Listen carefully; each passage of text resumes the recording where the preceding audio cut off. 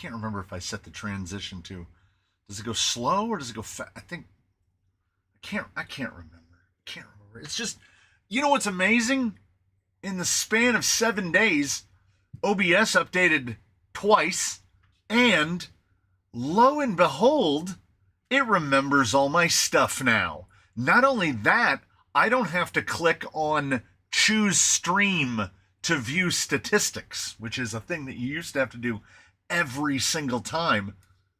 So again, once again, they've brought crashing down upon us stuff initially that we didn't ask for. Every new change breaks something that used to work before, now never updated ever again. No, it's off. Automatic updates are off. Search for updates is off because I'm not changing the camera. I'm not changing any of this. Just let the thing work. Just let the thing. eBay sucks now? No, eBay has sucked for years. eBay is an alternate storefront location for just regular businesses. I remember when you went to eBay and it was a guy selling a thing to another guy. I have bought things. I bought a spoon tower bar for my Honda from a seller in Japan where I put in a bid and I was like, I'm never going to win it for this.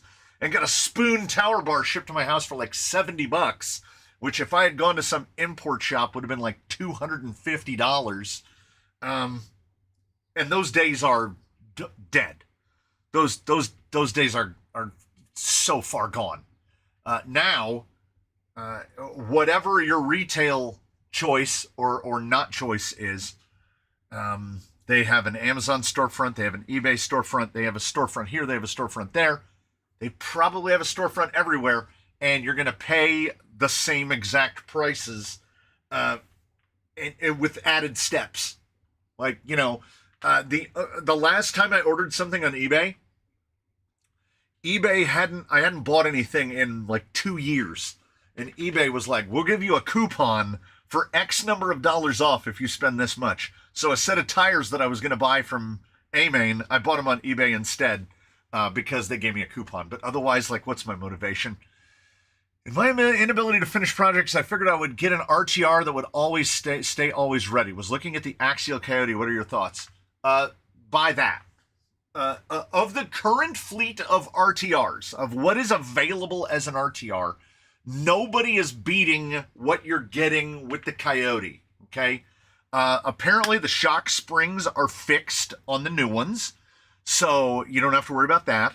The tires are too big, but they are serviceable. Those OE Trepadors actually work. What you're going to do as soon as you take it out of the box is you're going to realize how much you hate Spectrum Electronics or not. I despise them. The Slick Rock 35 turn somehow managed to go backwards and provide less torque than the old Green Label 35 turn axial motors. I hate it. And the fact that we are still being given RTRs in the market using rebadged Hobbywing 1060s and seal can brushed 35 turns is basically inexcusable. Inexcusable when retail, if you want to go and buy it right now, you can go buy a fairly decent brushed motor for $20. And a 10.8, like, well, here's the thing. To us, it's $50, $60, $70. To the manufacturers, they're still getting those 35 turns for 75 cents.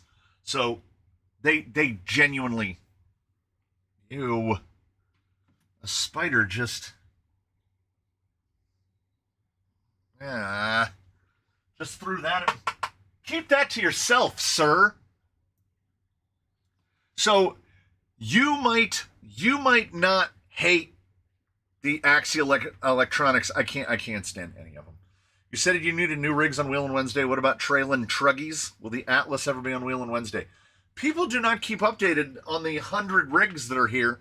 The Atlas has been gone for, I don't know, a year and a half, at least a year, maybe longer. It went before the Killer Body, the VS410, the one that went to Alaska. The Atlas went before that. So it's been gone a long time. Jimbo starting off, keeping the Sawtooth alive with the 10, shooting down the 10, because that is how we keep the proverbial lights on. 10BL80 and a Titan 21 turn on 4S is about as close to a fusion as you can get with brushed. Oh, there you go. Randall is still complete. Yeah, Randall the Atlas is out in the world and has been for a long time. For me, it's 10BL80 and 20 turn big blocks, NHX 20 turn big blocks, but a Titan is a much more cost-effective solution. I still say a class 1.5 trail rig. Hey, I don't know about that. There's 91 of you.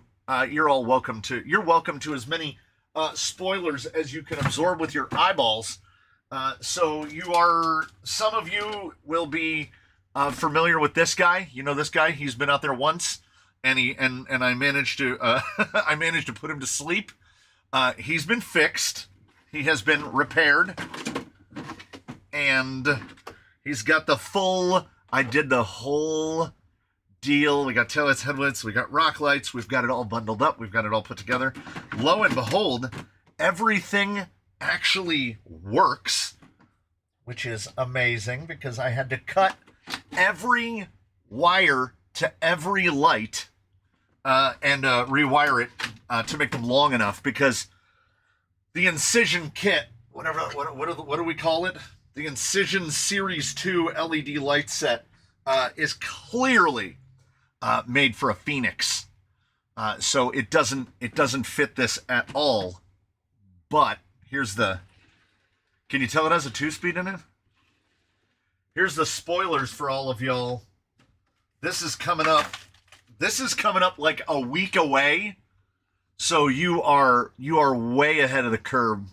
Jim, why is it so foxy? Oh, Lord.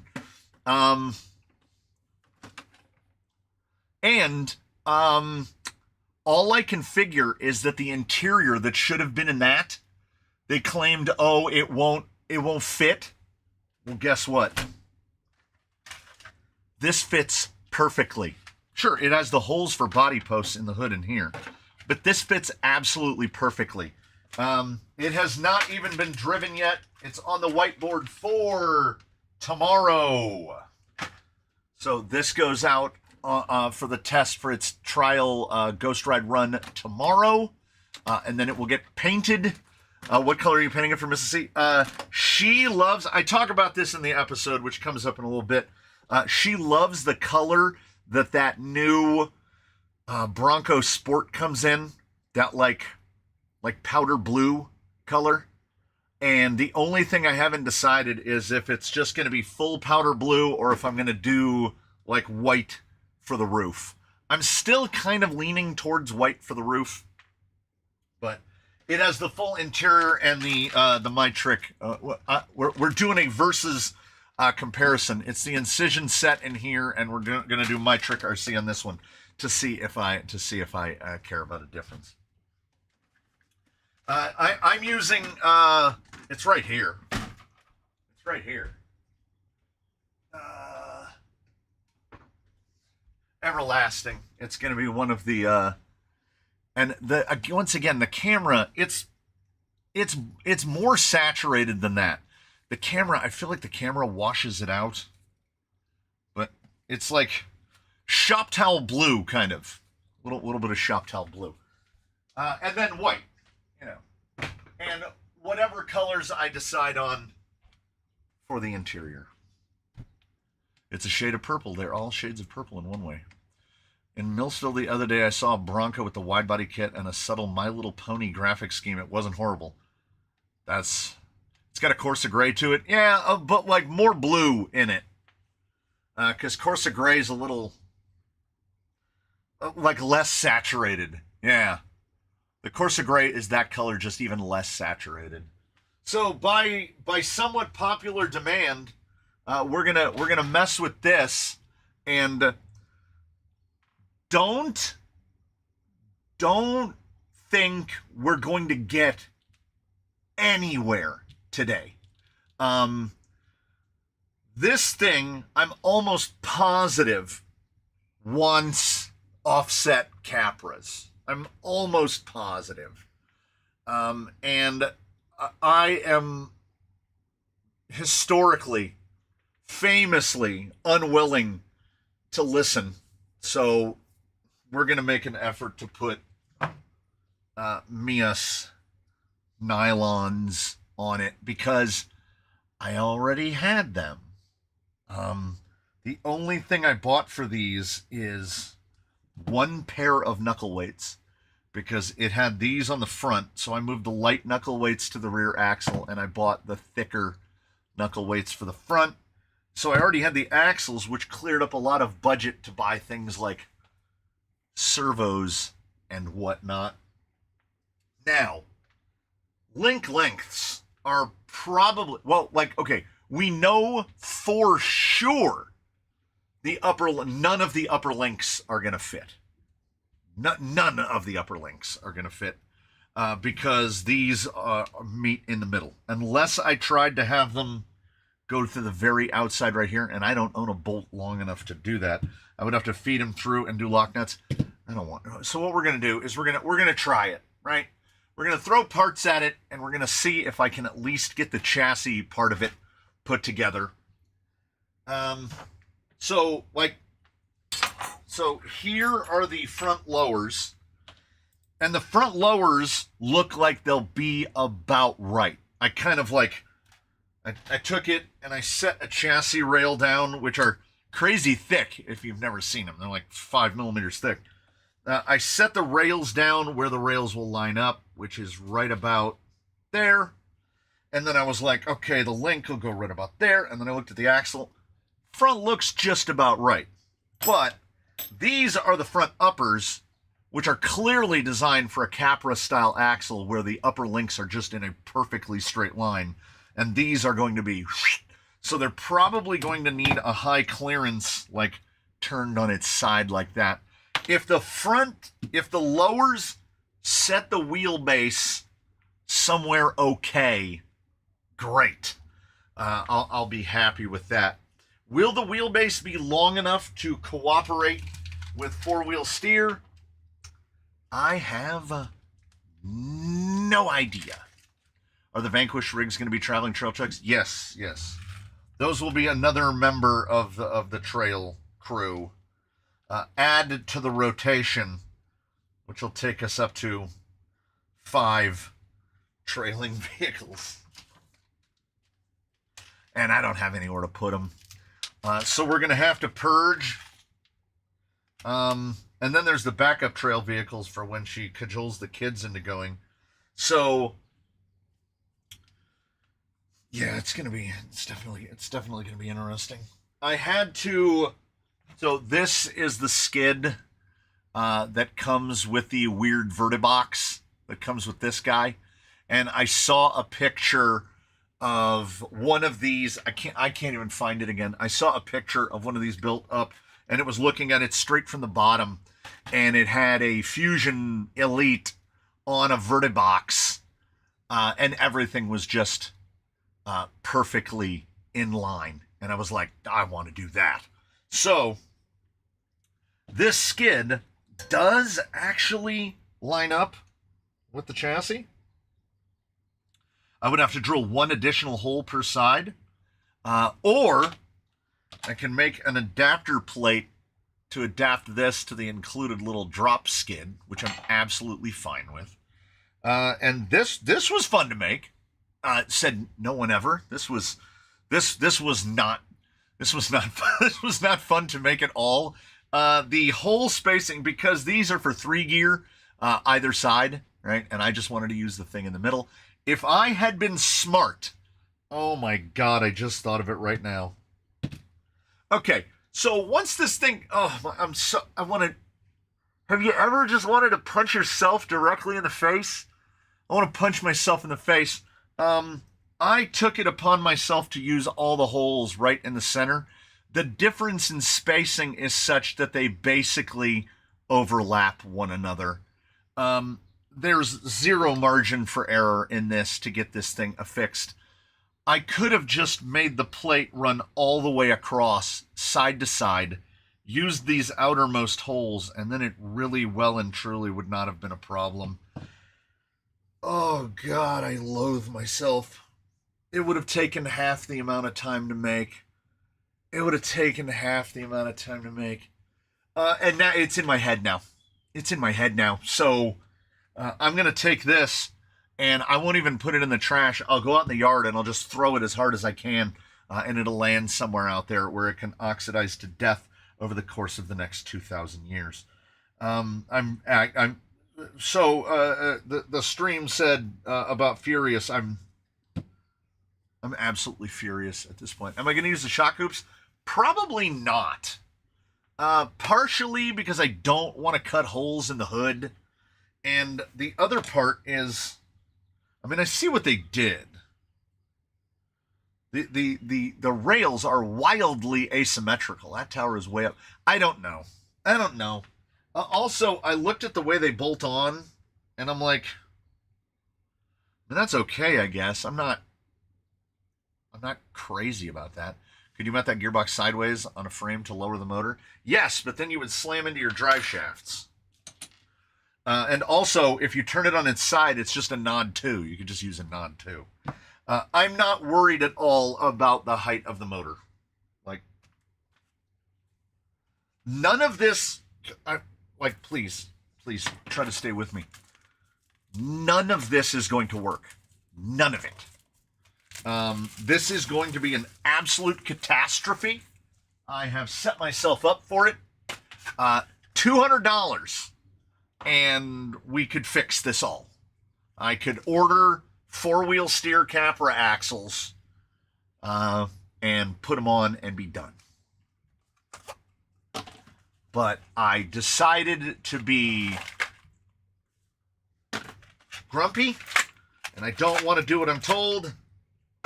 And we get where we get. Luckily, the wheels that I've selected, it's not as if the motor is huge. I'm not worried about the weight. The body is it's the 82 Toyota. It's supposed to be a Mojave. So the cage is supposed to be made for a Mojave. So this not being a Mojave, it doesn't quite fit. Like, there are no fasteners, no adhesives, no nothing. This is just sitting in here. And it's not sitting in here correctly because right up where the titanium is, this body needs to have that little ridge cut out. That needs to be cut out in order to clear it down over the cage. But it's been stuck in there for a couple months now, kind of learning that this is where it's going to have to live. You can tweak the shock hoops placement by reversing the side they're on. They also line up with lots of holes on the rails. Oh.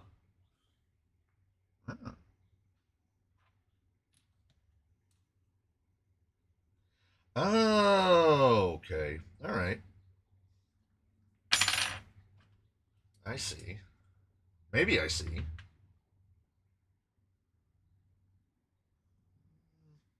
They don't line up great. They line up a little. I like them, more than the straight up and down. Maybe this is the way they're supposed to be. Maybe they're supposed to be at the sweet jaunty angle. I kind of like the jaunty angle. I don't know. If the universe is kind, we won't even get there. We won't even get to the point where we're fitting the body to it because the whole thing's going to be a nightmare. If I drove up there one weekend with my widened AR44s and AR60s that need a bit of grinding, could you help me with that? Yeah, I can grind on an axle, no problem. Is that the Tamiya body? No, this is the one that it came with. And once again, I don't care that the Tamiya fits better. Should have come with the Tamiya then. This is the one that it came with. I already cut it. So if I decided to change this, I didn't want to do this. I don't want to be here today. If I decided to change this body, then this is ruined. Like, just throw it away. It's not going to fit anything else. The whole front end of it's been cut out. The fenders have been gutted off. If I don't mount these four-wheel steer axles to this, then they have no purpose. They sat in a drawer for a year, waiting for something to come along. And if I opt to put Capras on this, then I guess I don't want to do it. I don't want another Capra, offset Capra axled. This is Gumby, but I'll like it less. So it's going to get built this way. None of it is going to go right. And I'm going to fight it all the way until I am, instead of moderately furious, fully furious about the whole thing. As long as it looks good, ship it. So we do what we do. And here's what it comes down to. Let me break it down for you. Okay. So yesterday, the Borderlands DLC came out, and they halfway broke it. So when the DLC dropped and we all downloaded, it broke the online thing, and nobody could play online. You could only play offline. So I played offline for 9.5 hours. So I woke up with the gamer headache, and then walked directly. Like, here's what I should do. When I wake up in the morning, if I have a headache, don't go on YouTube. Well, don't go on your YouTube. Go on regular YouTube. That's fine. Don't go to your dashboard. Don't go to, don't check your videos. Don't read your comments. Don't do any of it. Just don't go on the internet. And honestly, I should probably also avoid my Discord as well, honestly. Fridays would be a lot better if I just avoided social media in its entirety until about noon. Have you stretched it, guy? Oh, I have a four-wheel steer captor that gives no joy. Have you stretched it? Yeah, I mean, no, I absolutely understand where Guy is coming from with four-wheel steer. I was looking at Zoidberg this very morning, and I was like, when's the last time we drove this? I don't know. When's the next time we plan on driving it? I don't know. In a Capra, I kind of prefer two-wheel steer, even if it's long. Yeah, on a four-wheel steer Capra, if it's fully stock, stretch it. Shoot that rear axle back like 20 millimeters. And it does get better, which is another concern I have about this. Four-wheel steer wants a longer wheelbase, in my estimation. You know what we should do before we put any rod ends on? Let's put some stupid screws in it. Stupid thing. So I awoke with a headache. I'm going to build this, and no matter how I feel about it, I'm going to get second guessed on it, like a lot. And I feel like a human mind can tolerate so much of whatabouts and what ifs and you shoulda dones. I can only handle so much of it. So the gamer's headache, which I brought on myself. I blame no one else for that. I should have stopped hours before I did. And then I'm going to build something which I am honestly growing more skeptical of by the moment. I was so hot on this thing when I ordered it. I was like, oh man, I gotta get me that thing. That thing looks awesome. And then familiarity bred contempt. And the longer I sat and looked at it, I was like, do I even want to finish this? Because I'm going to hear it. I'm going to hear it. And maybe there's an element of negging right there. Or maybe I can neg it a little, and then it will swing back around, and it'll be like, haha, I got you. I'm actually good. So we hope against hope. This Delrin skid is bowed, or maybe it's supposed to be like that. No, it looks bowed. I think so. I didn't put these screws in. That's how it comes with those screws tightened in. It looks like those screws tightened in with no hollow balls in them kind of bent it. Kind of how I'm letting the body learn the cage.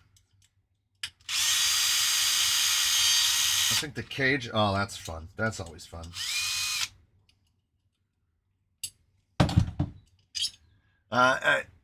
There is a thing, there's a saying, you know, build it as if you're the one that's going to work on it. And I feel like so many things, including some of the things that I have made myself, are made by people that have never had to actually work on the thing that they're building. I've done it. I'm guilty of it. Sometimes it's easier, you know. If you only have to put it together once, then what are your worries?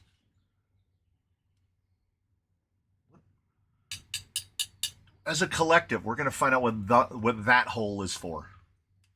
We're going to find out what that hole is for. I have no idea. So, we'll find out. You're late to the party. You haven't missed anything. I've been complaining. I'll complain some more. Oh, I caught it in passing, okay? I posted this on the Discord about an hour ago. I've got Gumby, who was aforementioned. Oh, man, we're going in a circle.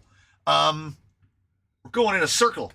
I bought, like, 3D print shop blems. Wait, anything I can do to distract myself and get less done. We will grab onto it and we will run away with it. Oh. So, some time ago, I bought all of this crap, right? I bought all of this crap. The full Terabug, right? So, the panels are blem, so they could fit a little bit better. They're printed in the carbon fiber reinforced, like nylon CF or one of those carbon fiber reinforced ones. So it came with two different hoods, one that had like the little grill part and one without, and I just wanted to mount the little lights on here with the fair lead so I could get eyes on it. Came with two sets of door panels, the full interior with the steering wheel and the molded figures and everything, and it came with the motor with a bunch of extra bits, and it also came with a bunch of different lower motor bits in case you were running four-wheel steer, or if you weren't. It had different units at the back, the little inner fenders, and yes, he's been fully outfitted, all the lights work and everything. I bought all of this off of Etsy for $45. $45 shipped for all of the panels and the radiator and the motor and the interior and all. And there were extra parts for the interior and all these extra little bits. There's still a whole pile. And it even had a light bar, like a 3D printed light bar that comes up here, but I opted for the Mias one for $45. So the companies that are making these files, they all got together and they shut down the Etsy print farms. No more print farms. And then lo and behold, you fast forward X number of months into the future, and Night Customs is no longer just dealing in files, but Night Customs is selling full 3D prints now. And as someone pointed out, if you want to buy this, the Terabug setup, you can. It's on A-Main right now, and it's $158. They also have the other one, the one that looks a little more Jeepy. That one is also $158. And if you want to buy all the little separate bits and put them together, it'll cost you about $158. So here's what we have. I'm all for 3D printing. I like the notion of it for rapid prototyping. I like it for making things that are not easily available off the shelf. But $158 for the thing I just set down behind me, for this, is not acceptable, because this was injection molded and the lines are crisp and precise and it has no weaknesses anywhere. $158 for that Night Customs is about the same price as buying a full RC four-wheel drive hardbody. And that RC four-wheel drive hardbody will come with a dash and windows and a full interior. And you can buy an extra engine bay for it and open the hood and see the engine bay. We're now seeing 3D printed things that cost the same amount as injection molded things. That's crazy. Because your initial setup, like what you have to do to go from I don't have anything to now in my hands I have a thing, with injection molding, which is why it still surprises me now that Axial is so ready and willing to buy new molds. Like every time they put out something new, they're like, oh yeah, there's a new injection molded plastic part on here. And we had to sink huge upfront costs, to cover this injection molded stuff. 3D printing doesn't have that. You buy the printer, you buy the filament, and you keep printing iterations of it until you get it exactly like you want it. Okay? You can't. An RC four-wheel drive hard body, it costs as much as it does because the machine that it's printed out of, that it goes shakung and prints it out, that machine costs tens of thousands of dollars. Could be $250,000 for that machine. The dies only last so long, and then you got to put new dies in it. 3D printing has none of that. And yet what we're seeing is companies charging as if 3D printing has all of the overheads of conventional manufacturer. And it has none of the overheads of conventional manufacture. So, I'm not down with it, basically. Printed max price is what? Okay, around $50, not more. Yeah, $158 for 3D printed. 10K and you have a big print farm, new tooling and molds for injection molding. You're looking to throw a couple of $100,000 into startup. Yeah. I pressed up all the parts and pieces for the Axial SR5 to have the body, cage, and brackets. UK price ended up at $243, roughly $320. That is exactly what they did with the CJ7. It's like $250 to put the body together. And the only thing, and see, this doesn't work for Hizzy. This doesn't work for people in the UK. But what we can do over here is I can go, hey, I'm thinking about say I wanted to put together the SR5.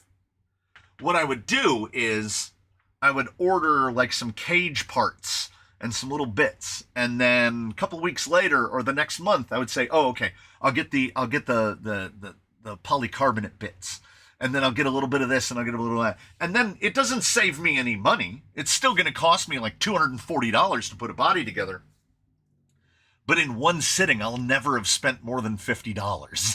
So it takes the sting out of it. It's the reason I never managed to buy an Ultra, right?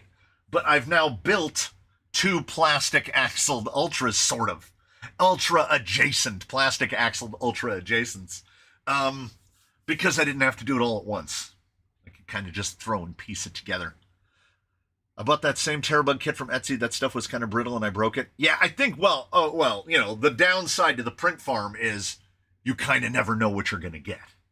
And I have another hood and more door panels and everything, but these have been, they say carbon, they say they're the whatever CF, nylon CF or whatever.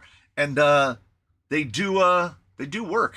Buying piece by piece is the same as the Red Cat false economy. Yeah, it is. No, but it's not a false economy. It's just lying.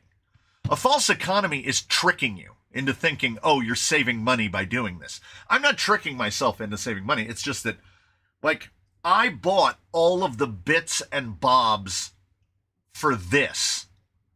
The windshield, the interior, the engine. I thought, oh, it'd be super cool to have it all decked out on the inside. None of that stuff will fit. None of that stuff will fit in here. So I'm still going to have to buy another one of these cabs and the little grill pieces because I have the full engine compartment, the full interior, the windshield. I have to buy those little bits. So by the time I'm done, I'll have spent almost as much as just buying it.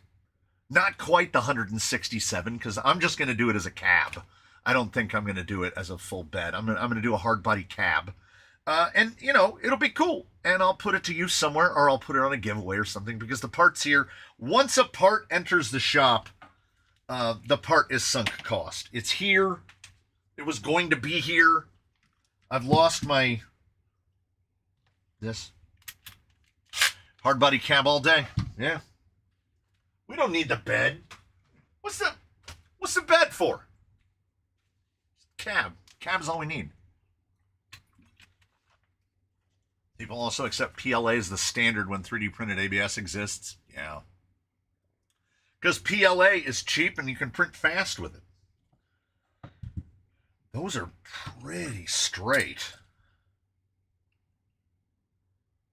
No, actually they're not. No, they kind of are. There's probably videos that I didn't look up.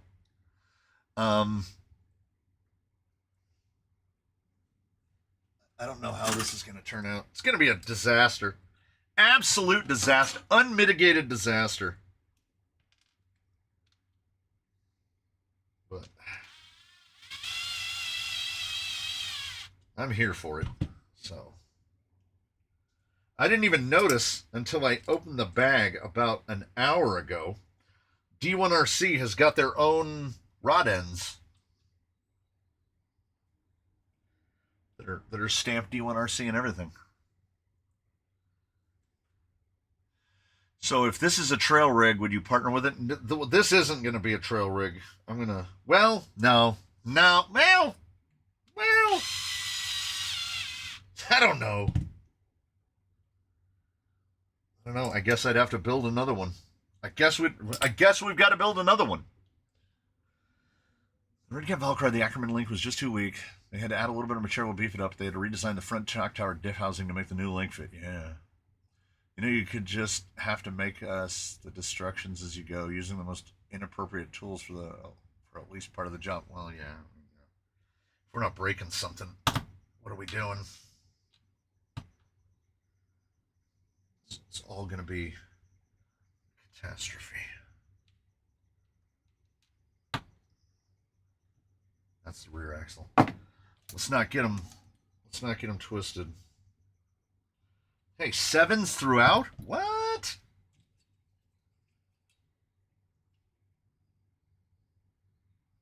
Okay, so far so good.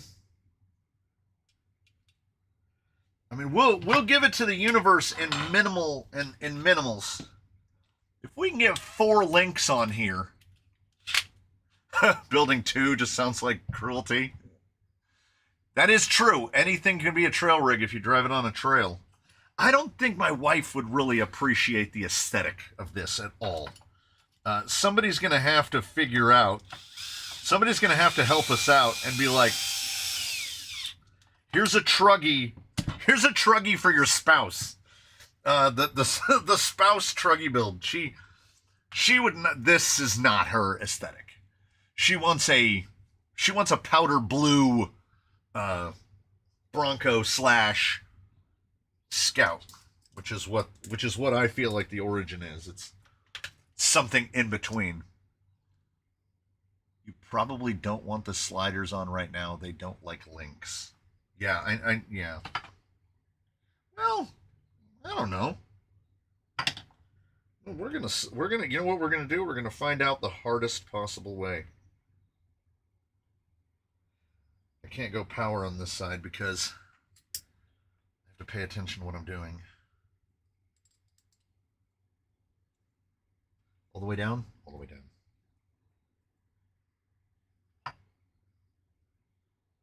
Nothing like the joy of offset links, of high clearance links and offset ends. Always works out well.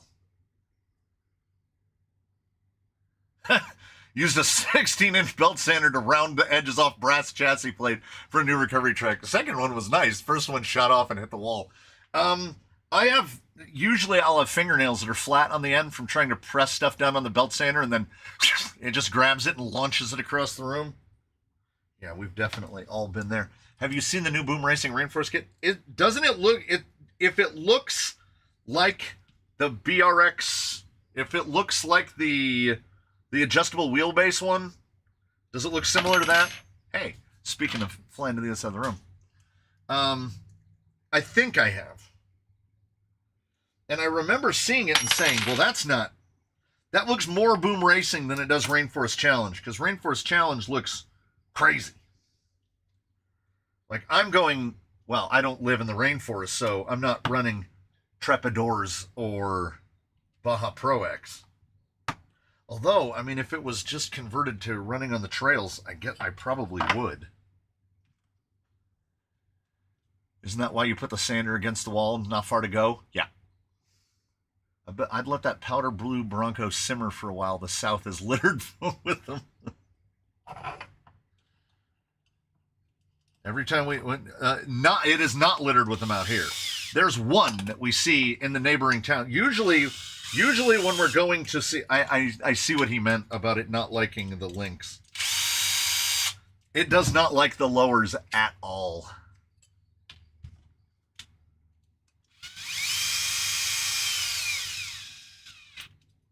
Yeah. Spot on. Well, he's built one before, so he would know.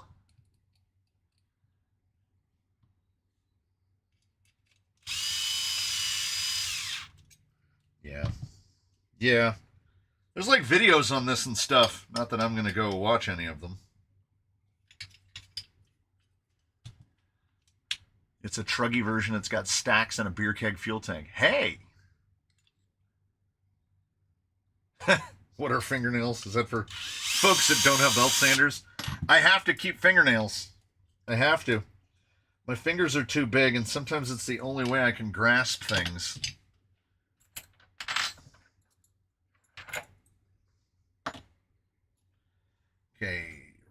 Okay, let's just do offsets on the. We're not going to have enough offsets unless maybe the rears just need straights.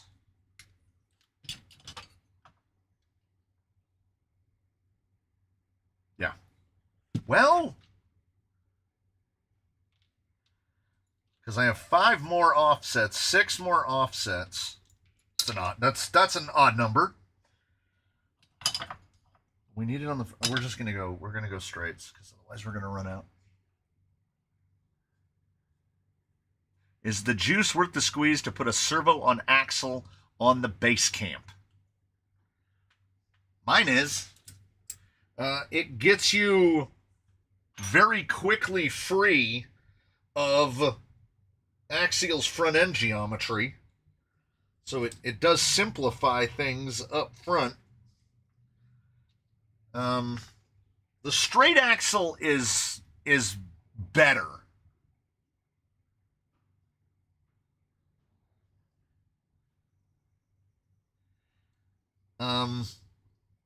But on the portal, yeah, you're not losing. You're definitely not losing anything. Servo and axle, the drawback is for people who care about scale appearance. If you don't care about scale, hey, Miata commuter with the 5. If you don't care about scale appearance, then just put the servo on the axle. It's better at everything. It doesn't have to fight against geometry. You can buy cheaper servos, and except in the instance of the times when it might require a low-profile servo. I meant to ask, did you yell Bruce out loud when you say that? When you saw that Facebook Marketplace? I did. I genuinely did. I was like, Bruce! Somebody was getting gas at Costco Gas in an old FJ. I think I've told this before. And I pointed to the wife and I said, oh, look, it's Bruce and Sheila. And she went, where? and it was like one row over us from us on the street. And I go, that's an FJ. That's like the same era FJ of what our trail rigs are made out of. And she goes, but it's so tiny. And I was like, yeah, FJs are super tiny. Ours are 7th scale, so they look big. But she's never seen the RC 4-wheel drive one, which is tiny. What's up, everyone? Thank you to whoever keeps paying for my membership. Thank you. March 13, we were woke up to my mother-in-law, woke us up on house blazing. We lost everything, all 3 buildings. Jeez. The hits keep coming, don't they? That's now 2 people that we've known in the community that have had their house burned down. Which is one of my constantly in the back of my head worries. Because, oh man, there's so many things plugged in. So many plugged in.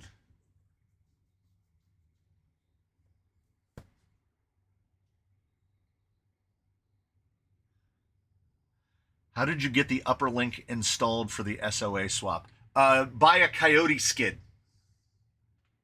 Is how you do it. The Coyote skid has the link mounts for both sides, and they're like $8. Hey, Sawtooth Turner with the 10. We're keeping it alive. You're all keeping it alive. I gotta remember to put that screw back in. You're all keeping it alive. So, best of luck, everyone. No, let's do this side. Best of luck, everyone.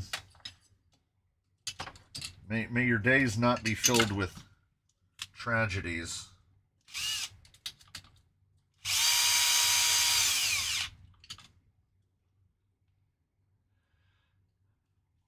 What were your thoughts on the creative liberties I took on the Forgotten Disney Princess? You know, honestly, it's pretty close.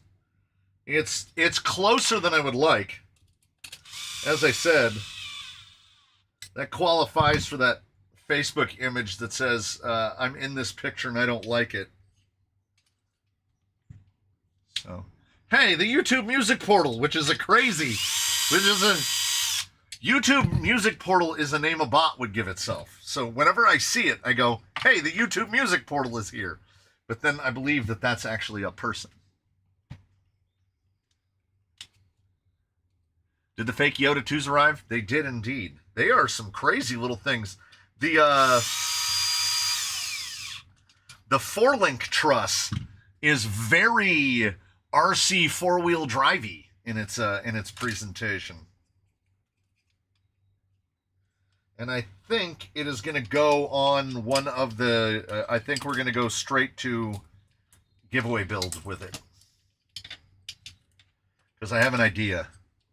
Like class 1-ish. Does it count that my house burnt down 12 years ago? Sure.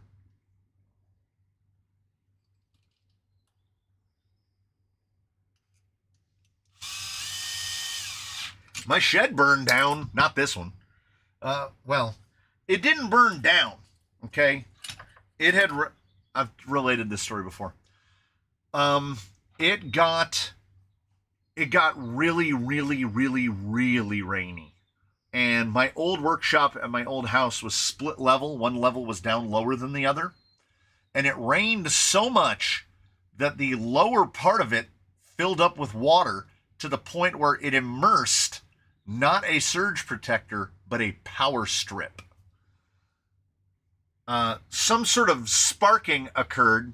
Sparks got onto a Mori boogie board's, like the backpack that holds a bodyboard, and lit that on fire. And then the fire crept up and then got onto anything that was basically flammable. And we never achieved an internal temperature of the famous Fahrenheit 451. So basically, it turned my shed into a smoker. So anything that was like waist high or below, you couldn't tell had been in a fire. Anything that was chest high or above, whack, absolutely destroyed. Heat, as you all know, rises. So all of my tools were head high, like up at my head level on shelves. That way they're out of the way. So it took out every power tool. It took out my drill press. It took out all the trophies that I had won at like car shows and stuff that were all up, where you put that stuff. You put them up head high shelves up near the roof so they're not cluttering up the space.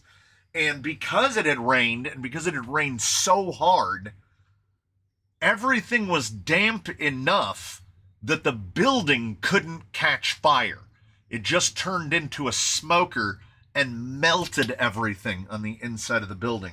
And it would have melted everything on the inside of the building except someone walking by on the street knocked on my door and he said, "Hey, is that your shed? There's smoke pouring out of it." And that gentleman prevented my shed from burning down. And I put it out with a hose. I went out there and I looked inside and it was literally smoldering. There was like a dull glow, like basically no open flame visible, just simmering. And I had a door that dropped down, much like I do here for the table saw. So I had a half wall and it dropped down, and you had to open it from the outside because I always think ahead. So I opened it from the outside, opened it a little, took the hose with the nozzle, pointed it in, sprayed it down. Smoke just billowed out of the building. The fire department came. The guy walked in with his hose, walked around, looked around, walked back out with the hose, didn't even bother to put anything out, came back with his fire extinguisher and was like, psh, psh, psh, psh, sprayed it on like 3 spots. The next day, the fire investigators come out because they have to determine if you were at fault. Because if they determine you were at fault, to add the ultimate insult to your already existing injury, they will make you pay for the fire service. You have to pay to have the fire truck and the firemen come out to your house. And the guy was like, "Nope, act of God. There's nothing you did. Like, you were using surge protectors and all that." He goes, "It's a worst case scenario." And he goes, the rain catch 22'd me. If there had been no rain, the fire wouldn't have started. And if there had been no rain, the fire would have burned unchecked and burned the whole building to the ground. So I still have a bunch of stuff in here. I've got 2 big old Han filing cabinets. Those things are fantastic because they protected everything inside them. They're all black and sooted up on the outside still. And a bunch of my hand tools. I find stuff all the time. I go to use something that I haven't used in a while, and like there'll be a tool and like a wrench, and half of the handle is all sooted because I learned the most valuable lesson with that shed fire, which was never ever use that styrofoam board as insulation, because when it slow melts, it just turns into styrofoam fumes, polystyrene fumes, I guess, and it fumed everything in the whole building.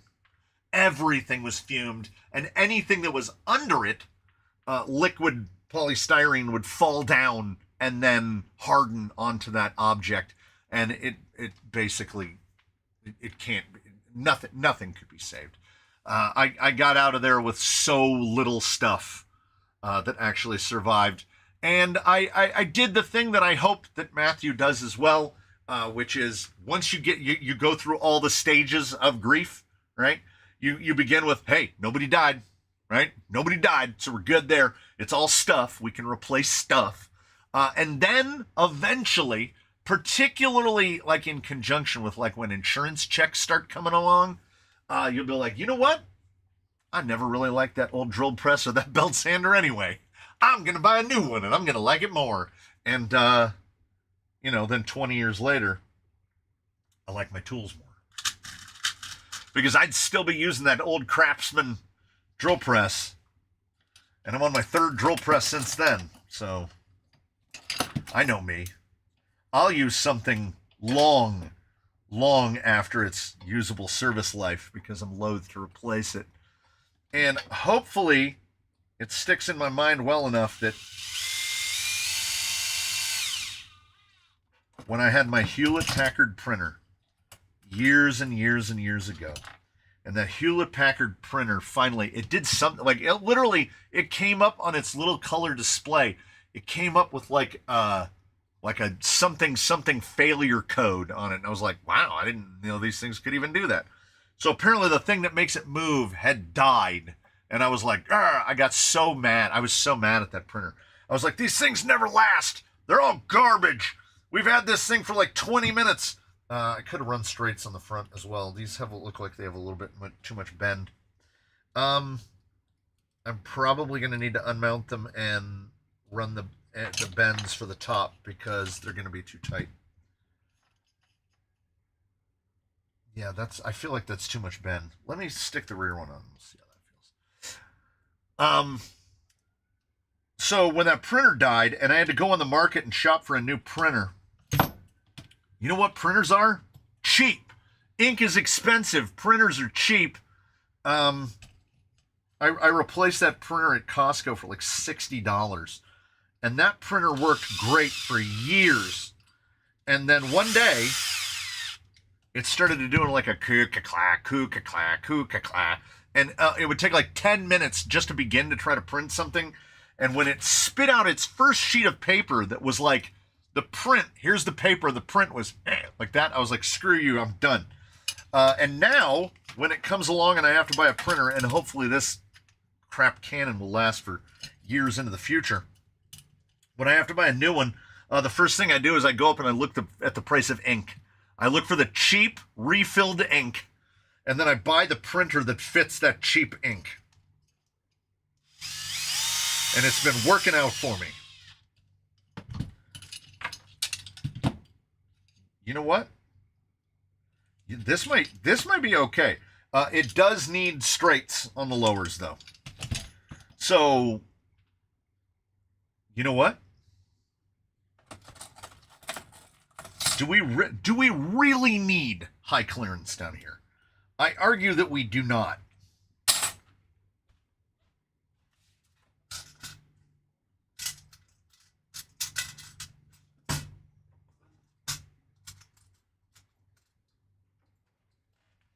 But let's stretch it like 2 more millimeters. Let's see. Before the Link Olympics gets fully underway. We thankfully all made it out. My wife and my mother-in-law and 2 dogs. Just picked up my dog from the vet. $1,200. Her uterus was infected. I'm telling you.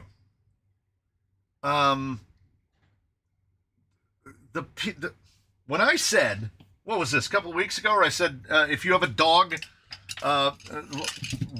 type in the story because, it came out of a Wheelin' Wednesday. Tell us about how much you spent on the dog that one time.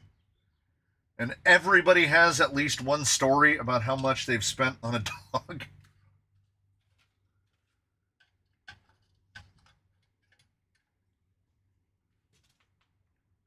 This is okay. This is okay. I don't want to push that any further forward than it is.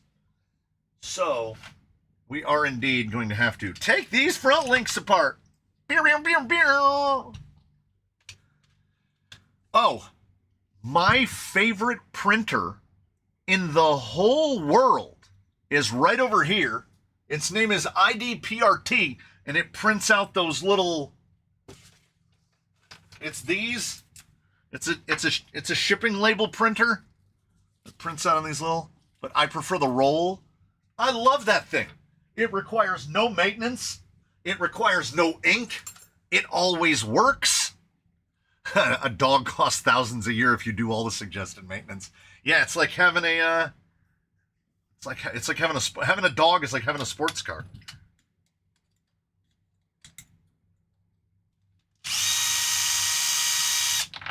You can prevent a lot of that sports car money with a cat if you just don't let it outside.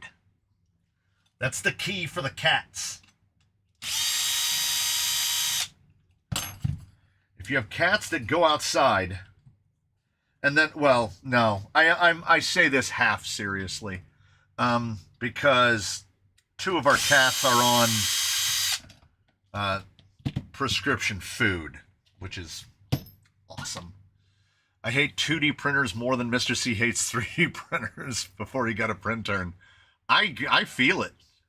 Yeah, I feel it. For a few years in the UK, it was cheaper to buy a new HP photo printer than to get the ink refills. That's still true today of a lot of printers. Hey, let's talk about how printers are RTR. And when you buy it, they give you ink, but there's like 10% of the amount of ink of a full cartridge in there. So you print like 40 pages and then that's out of ink, and then you go to the store and spend $40 on ink. That's not a scam. On Voodoo Ranger, what is the chassis plate? That's an excellent question. I have no idea. I don't even need to carry him. I can just yell through the wall. The microphone can hear me. It is ZRD rails, and his skid is 3D printed, which means it's probably a Zoku skid. And it's got a crack in it. So it's a flat skid for like 10.2. So it's nothing special. I will probably end up having to remanufacture his skid out of a piece of Delrin. It's got a big crack in it. Firmware updates to prevent third-party ink. Yeah. I buy from this company on Amazon that they take all of the OE cartridges and they refill the OE cartridges with their own ink so that it has the whatever like QR code or whatever the printer is looking for to say that, yeah, I'll print with that. And it's worked so far, but I had to print something out this morning. I printed out these, which are the things for the little fenders. That thing sat there for like 5 minutes and went e g br e blah blah blah ger b blah, and I'm like, are you gonna print this? And then it's a Canon, so it has a stupid door on the front, and the door wasn't here, the door was here, and it was all beep beep beep beep beep. I can't print because the door's not open all the way. You're printing a sheet of paper, okay? You're not feeding out a lasagna. You need this much space to get the paper out. My father-in-law killed his Canon printer, so he bought the new version of the one I have now. It doesn't give a rat's ass if you have the door closed. It'll just spit the paper out. It's not going to make me buy another one. I hope that thing dies.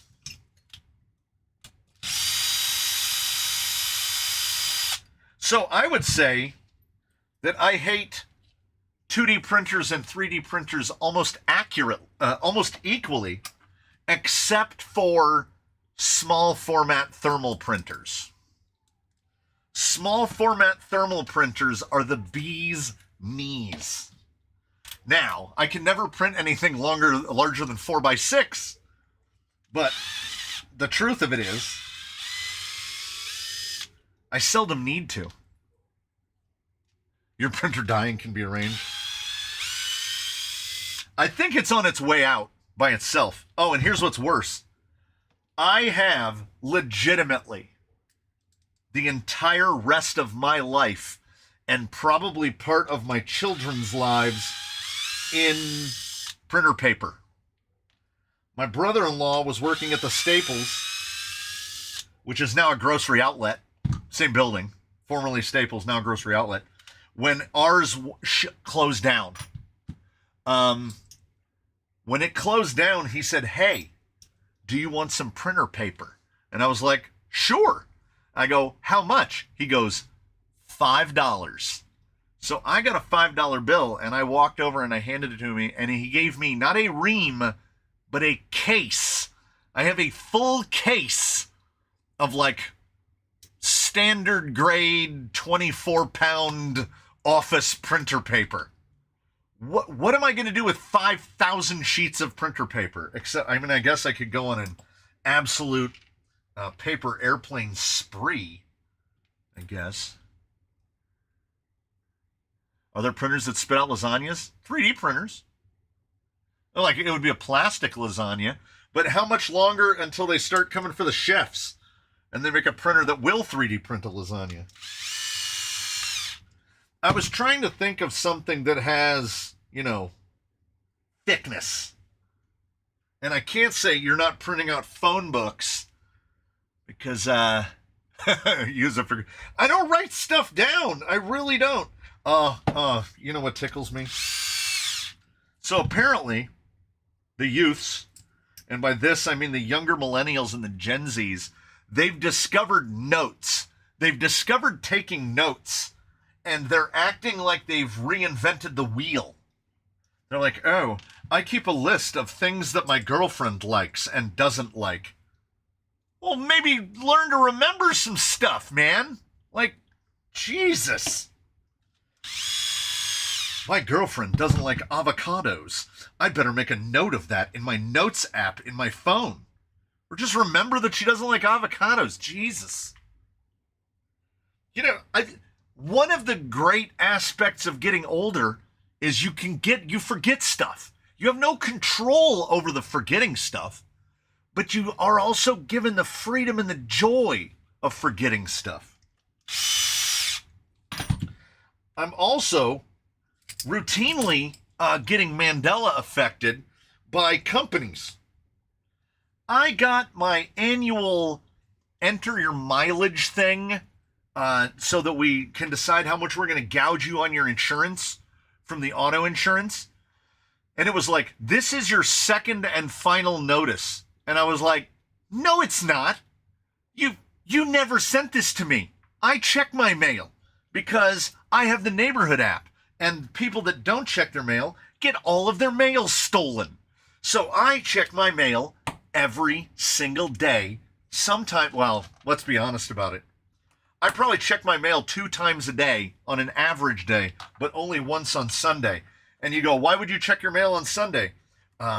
Because the Amazon delivery guy that's driving a Toyota Camry sticks stuff in the mailbox all the time.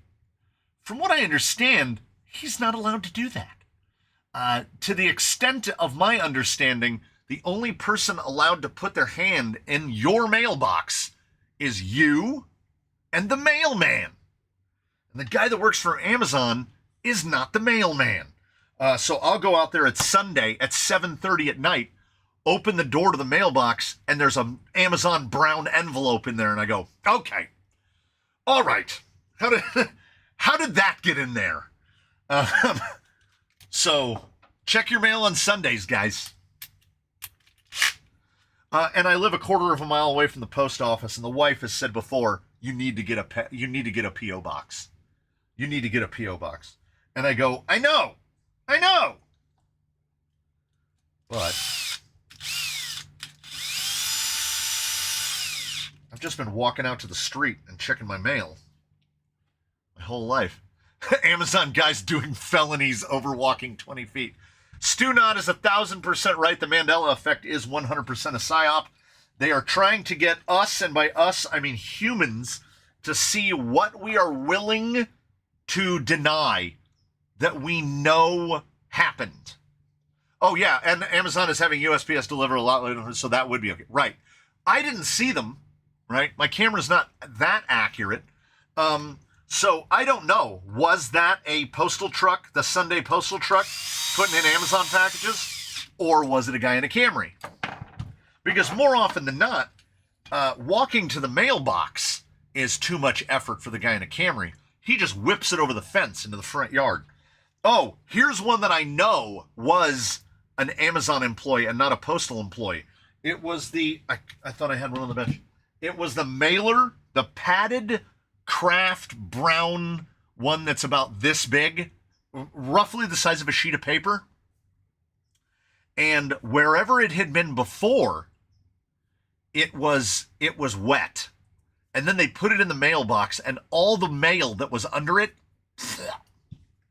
just souped all of it. So unless it was raining inside the mail truck, I feel like that wasn't the mailman that got me with that one. Yeah, walking to the post office. Yeah, the problem is I don't mind walking to the post office, but I shipped out 5 rigs in 1 week a little while back, sending back touristas, sending out giveaway trucks, etc. I can't, I'm walking down the road with my arms like this. I need that powered cart, that one that was on Kickstarter, that has a little remote so you can drive. I guess I could build that. Do I need to build a giant powered cart to drive to the post office? Oh, I swear the Hanes logo used to have a cornucopia. Fruit of the Loom did have a cornucopia. It was one of my favorite pieces of short form where a guy was like, what, he's staring at the internet and they're like, the Fruit of the Loom never had a cornucopia in the logo. And he goes, huh. And he just gets up and he walks into the closet and he comes out and he has a shirt on a hanger and he pulls the front of the shirt down and there is it says Fruit of the Loom with the cornucopia with the fruit coming out of it. So he's all, so they didn't have a cornucopia, huh? That's the problem. They're coming at the wrong people. They're coming at the wrong people and trying to be like, you're remembering wrong. What they don't remember, what they've neglected to remember and they've remembered to forget is that we're all a bunch of disgusting hoarders. And we've all kept all of these things. We still have them. So they're like, oh yeah, that movie, the cover of that movie never looked like that, or there was no cornucopia, or there was never this. And we're like, I still own that. I have it. I was there when it happened. So it's working on the youths, though. They're denying things that they know to have happened. Build a trailer big enough for rig packages and put it behind Jolly Green. I wouldn't. Well, the thing of it is, if J Concepts ever sends the reactor to A-Main so I can build that, I can definitely pull some stuff behind that. It's got MOA, you know. You need to build a TR6 or a Send 450 and a trailer to trail walk to the post office. The TRX6 thing is the one that gets me because, as RC Cart Money, as you will remember, when I turned Jolly Green from a TRX6 into what he is today, in a bin, there's a bin just behind me under the bench here that says Traxxas, large Traxxas plastics. It is all of the plastics to build a TRX6. All of them.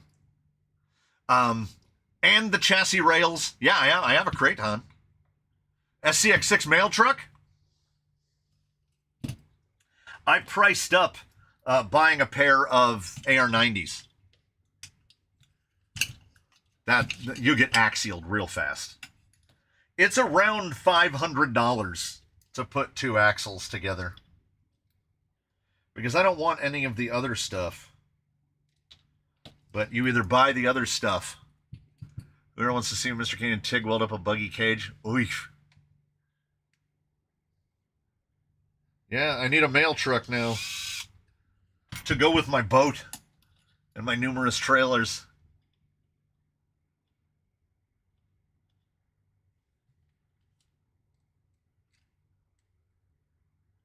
Come on.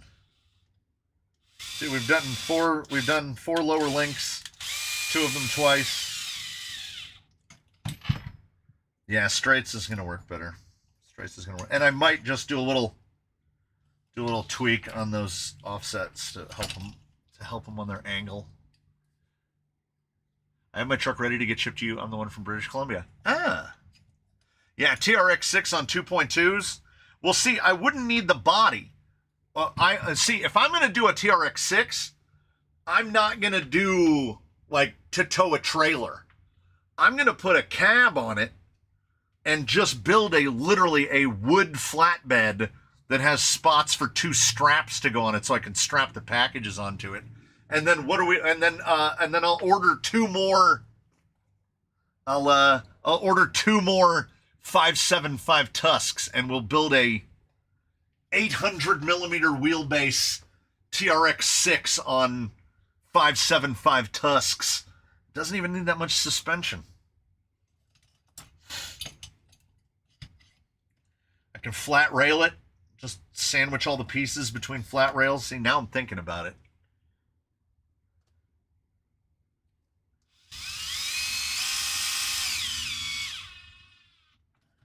The only thing is,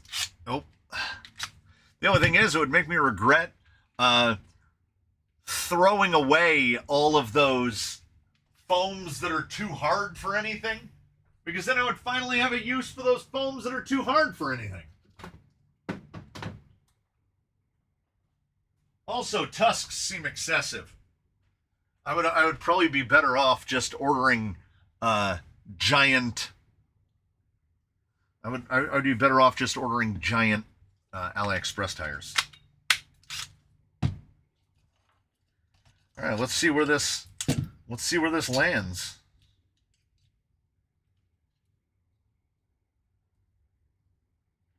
Get the servos a little flat and see where we're at.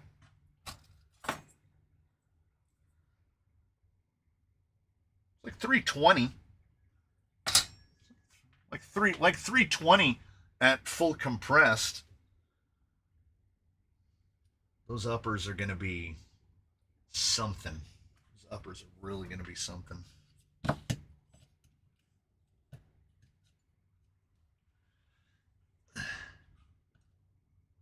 You know what? Okay. Now with a bit of a raise on it. Yeah, it's still 320. I'm all right. You know what? I'm okay with 320. And we're going to have a little bit like that. A little bit like that. A little bit of clock on them. Just like that. Okay. For the rears, we could do, hey, where's the guy that already built one of these?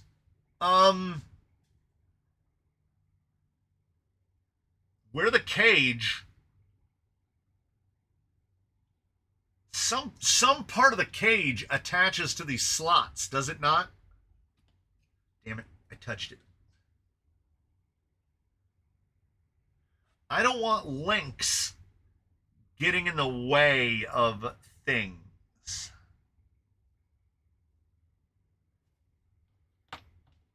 Actually, this doesn't look like it doesn't look like it's extremely too short. Well, I've already got ends that are pre-threaded. The side rails bolt on, so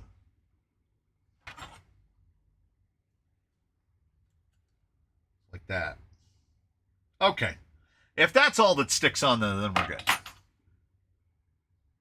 couple of my trail trucks have the fake Hyraxes. I can't bring myself to do Hyraxes. Wonder what power plant is going there? Elite. The Elite, without context, you can't really tell how small it is. Here's an old Legacy.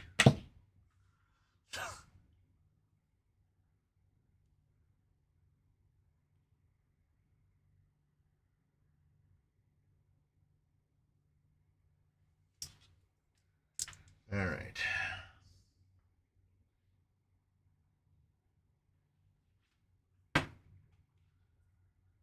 Smooth, rich mahogany.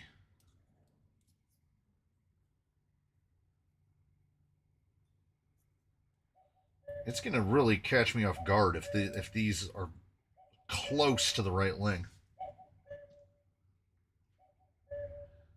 Oh, I mean for your son, your post office rig. I think I'd go with something like some kind of fake crawler. Something with a more blocky tread. Just purely for the aesthetic.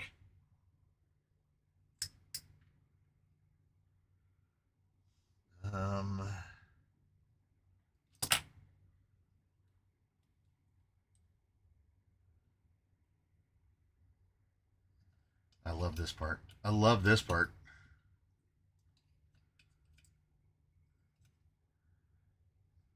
Holy crap. Huh. Okay. Okay.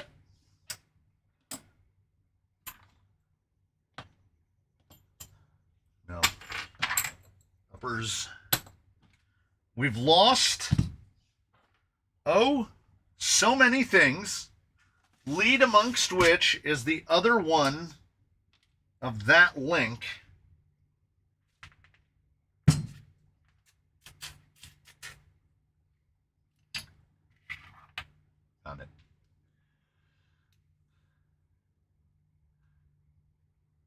I've been replacing the Hyrax and Chirax to get us better tire on wheel sets. They're okay until you try other tires handy on trailers. Yeah. What about the Boss Man? Like, too soft. That's why I'm second guessing Tusks. I'm not going to need that much grip. Could just go all the way. Just do like some truggy tires.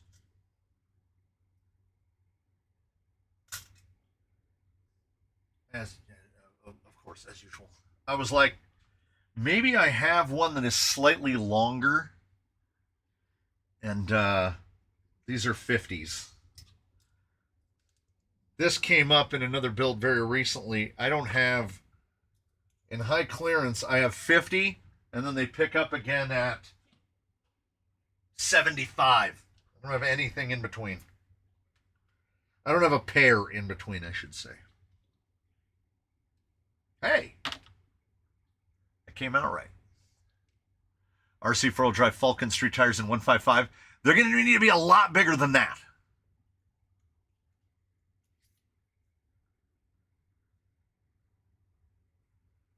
Yeah, I'm oh, this is just, we're all just talking. This is, you know, this is shooting the breeze stuff. If it's not on the whiteboard, it doesn't exist. And this is not going on the whiteboard. Okay. We're not worried about anything.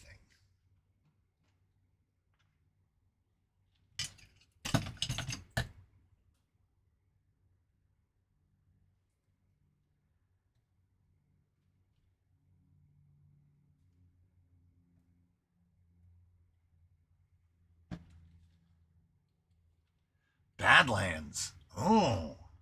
It's a name I've not heard in a moment. Yeah, 2.2 monster truck tires would not be out of the question.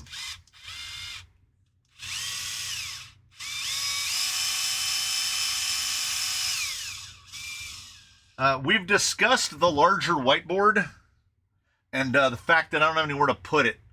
And that is the only thing preventing me from a descent into madness. Badlands are a racing tire. Aren't they just the ones with the gigantic lugs on them? Admittedly, when he said Badlands, my brain went to Gladiators. I was thinking about Gladiators. But Badlands are just the tires with the huge pins on them, like huge, chunky RC, like Genius-style lugs. I basically need gigantic street tires. Because there's no real unimproved surfaces. Yeah, Badlands look like motocross knobbies.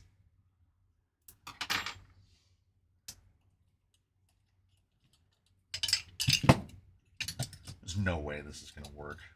There's no way.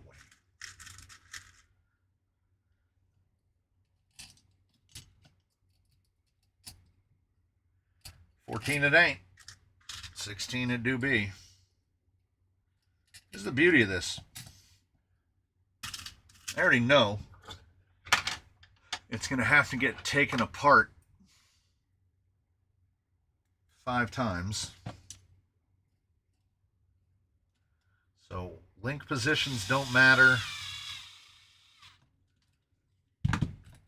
The biggest step, and many here will understand this, the biggest step is get the thing put together.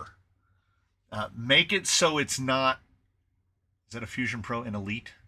If there's a Spear Fusion Pro Elite at the Canyon, maybe for the UTB-18 comp build. The UTB-18 comp build is going to be a little pancake on it for guaranteed. A little tiny 36-25. Yeah, any KO3 pattern, but do they come big? Who's got it big? Like at least 5 1/4. Because that had to be 40 pounds of stuff that I took to the post office. Do we have the ability to wield 40 pounds of stuff? I'll finally get to use those It's not a 16. It's a damn 18 that rebelled and landed in the 16s drawer. Yep. Never trust. UDR tires are 135. Has there been a rant on the impending 8% surcharge? Well, none of us like it.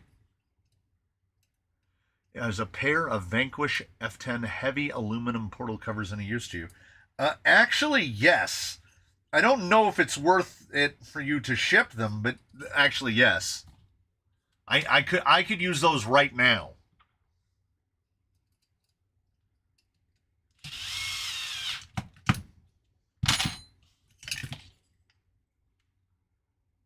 Oh, nice.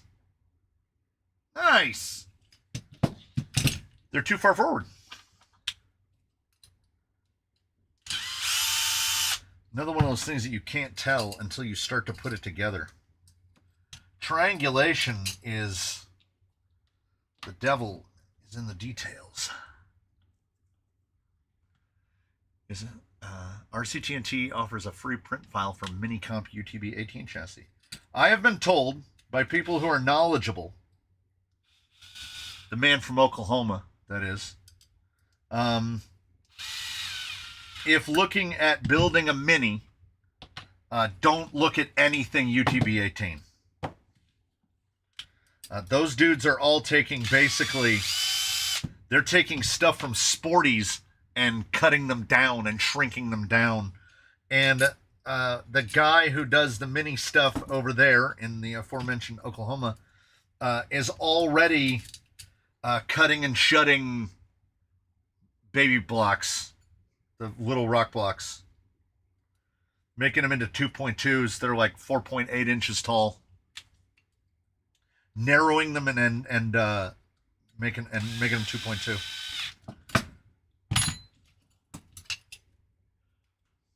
That's about perfect. That's just about perfect. Look at us. Now I have no reason to think that the rears won't fit as well. Yeah, fuel surcharge is not great. But you don't compete, you just need a tire tester. That is correct.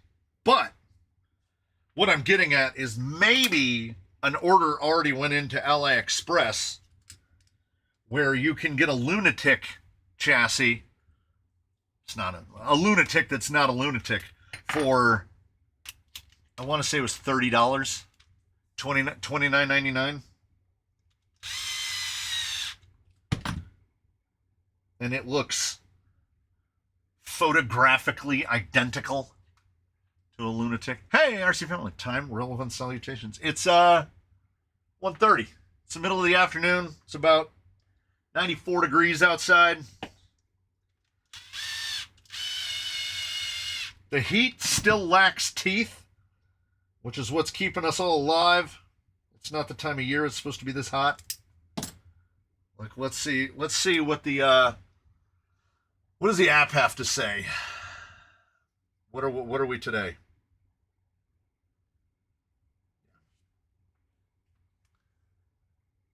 Plus 24. Typically today it would be 67. It's 91.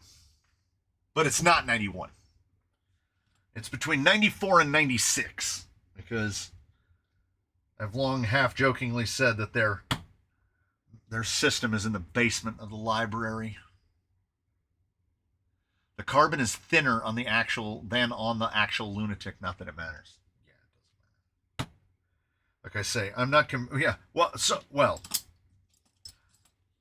You did epilogue by saying not that it matters, because should I go and buy a genuine deluxe for what's a lunatic cost?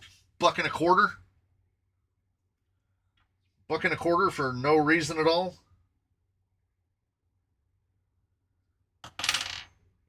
I give Deluxe unlimited free passes. We all know Deluxe is really, really expensive. Can I ask you how the test with the Injora BDX is going on so far?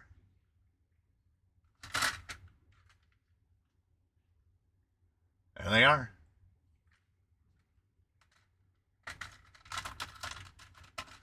They are out of service until they are fully rebuilt so that they can be put back on a rig. And I am still in the constant ongoing debate with myself of, would I buy another set of these? And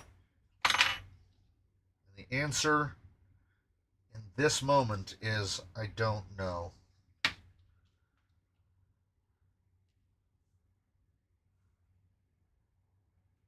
Yeah, out of service, not leaking. Not leaking. Leaking is a different thing. I don't know if we can focus well enough. So they're not bad. Like, they don't look as mucked up as they should.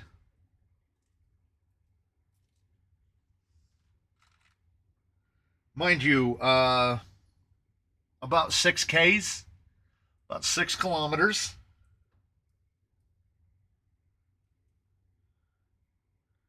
This one's got about, you won't be able to see down there. Yeah, you kind of can. This one's got about 2/3 of the oil left in it. Some from the front had half of the oil left. Like, it wasn't enough time for them even to get dirty. Now, I still do believe that if you run them upside down on a rock crawler, they'll be absolutely fine. Right side up on a trail rig, they are going to give up their juices far too quickly. I think I got shock oil in my eye. Your eye will water for like a full day when you get shock oil in your eye. Ask me how I know. What would you consider as good side hill performance? Like, you mean in terms of a tire, or like how steep of an angle can you get to and that be good?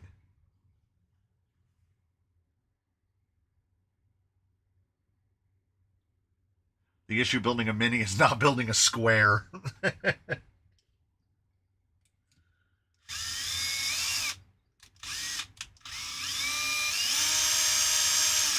Yeah, I mean, 9 inches is, what, 225? Yeah, you could go over square. Trying to stay under 225 wide is going to be the challenge.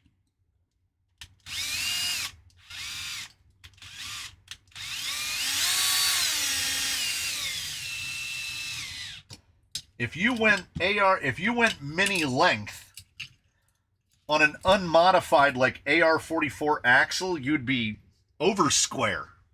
You'd be wider than you are long. Angle. I don't even consider side hill to begin until about 100%, until 45 degrees. If you can get out past 45 degrees, you're doing great. The middle of the side hill is 45 degrees, and the end of it, where the transition is, at a point it gets to about 65 degrees, which is why it's so hard for rigs to make it across it unless they're sliding a lot, because then wheelbase comes into play and they can get their front wheels up over the transition before their rear wheels lose all structural integrity. We spent almost 10K on our cat 7 years ago. He passed away from a stroke at only 9, like 6 months later. Good God. I mean, you know, it's like going into battle. Okay, these are way too long. These are way too long. Like 12 plus millimeters too long. Where are these supposed to go?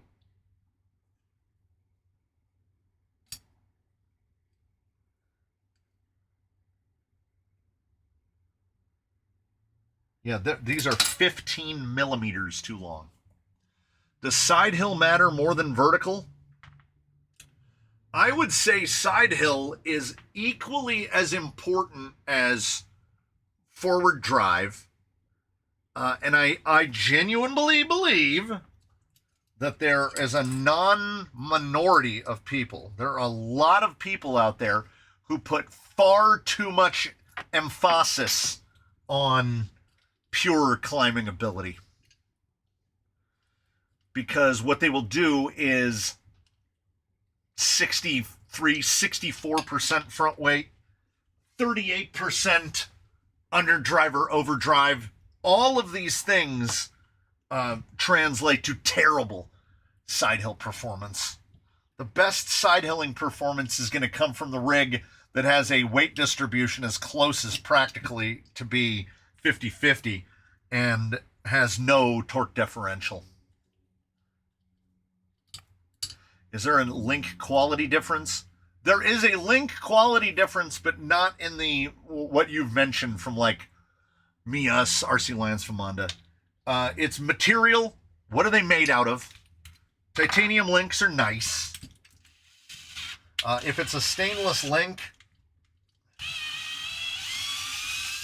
a link is a link as far as I'm concerned. And truth be told, the links that you pay the premium for, they're pretty nice. Like Hardcore RC and the Vanquish Titaniums, they're nice. Are they worth the money? I can't tell you that. I can't. I genuinely can't tell you that. That's for you to determine. For me, as long as it fits. If the link fits, it sits, and you know, we would all dream to all have titanium links on them, or brass lowers and Delrin uppers, or what have you. But stainless is fine. I've yet to have a link fail. Now, as Stevie T has, which I assume would have a question mark on the end, rod ends run the absolute gamut. Yes. There are some better than others. Basically, your best bet across the board is like Mias TRX4 if they fit. Because the thickness of material outside, the stuff that's around where the ball is, when you get to this type, like, look how much material is out around the edges of the ball. You will never tear one of these. And because they're so thick, heavy, they don't wear out. My personal favorite will perhaps forever remain these, which I buy by the lot. Now look how little material is out around the outside. But these have the perfect amount of angle to them. They are very thin. They tend, when they do break, the depth of the thread is, the depth of the pocket is that deep, right to the tip of that. That's where they break, right there. They'll snap right there.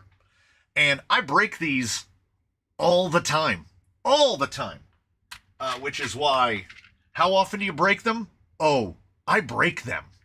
I try to use Mias for everything possible for all of the obvious reasons. If you buy enough, every time you buy a pair of Mias links, so if this was a Mias package and you pop it open and it has these two links in it, it will have 4 straight rod ends and 4 angled rod ends.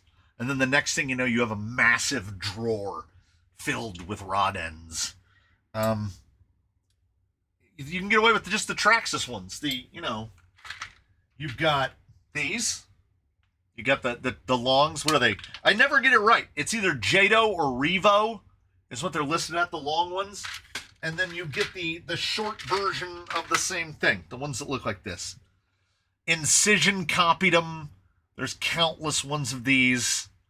The Mias, if the Mias rod ends, because they have both a straight and an angled, to me, they have kind of become the fusion of links. If you can fit a fusion, run it. There's really no reason not to.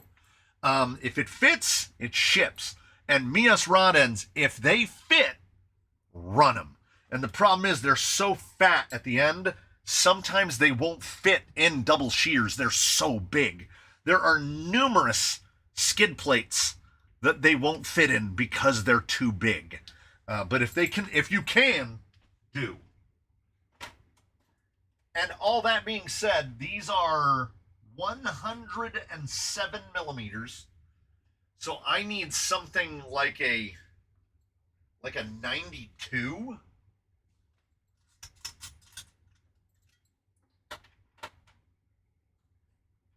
That's 90 dead. That's 90 dead. I mean, I can always just not thread the ends on all the way, I guess. And then those are double bent. What do I have in a straight? I know that that's 90. Ooh, that's titanium. That's actually an 88. I'm going the wrong way. What about Traxxas? 90 dead.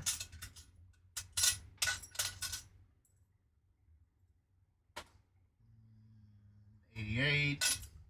Okay. Okay.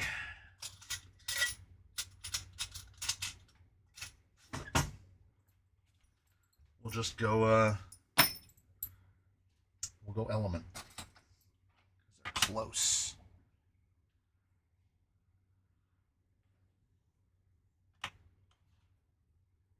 So these are, as I said, yeah, 107. Shoulder to shoulder. And these are, yeah. They've got a little bevel on them. And if we don't thread all the way down onto the bevel, I think we're going to make it.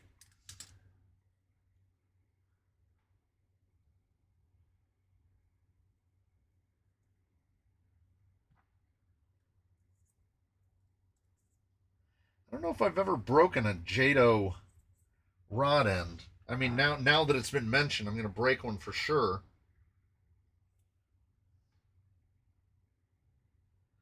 Okay, if we just leave that little bit right there, right where the taper is, these should come out exactly 15 millimeters shorter. Why are these so difficult to thread in to ends that have already been threaded?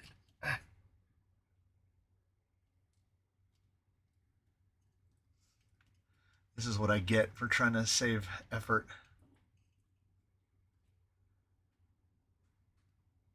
All my trail trucks are leafers.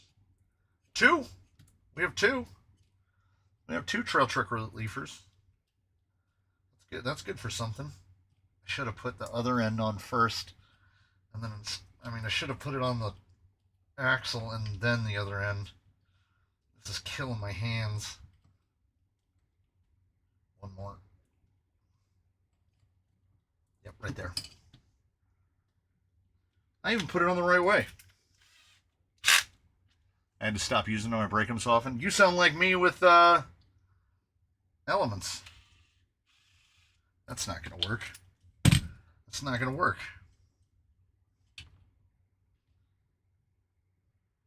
Oh, this sucks. This Link Olympics is now not fun and winky. It's painful and arduous. I'm not here for it. Oh, I missed the gentleman who asked if the Vanquish drive shafts had arrived. They're on that unpainted half cab. The TRX-6 mail truck should be a leafer. TRX-6 leafed. That's crazy. That's crazy business. Oh, this hurts. This sucks. This sucks on ice. I know it stinks on ice, but we're mixing. Ugh. was one screw. I could have taken out one screw and I'd be done.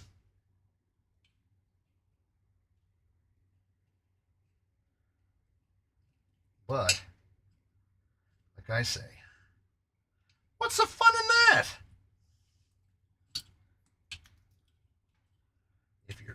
If it's arduous, it builds character. Yeah. And how will we get to test our hydraulic thumbs otherwise? Haven't you got that rod end tool for your drill? Yeah, this is an offset rod end on a high clearance link. Everything goes wow, wow, wow, wow, wow. It really only works when it's straight meeting straight.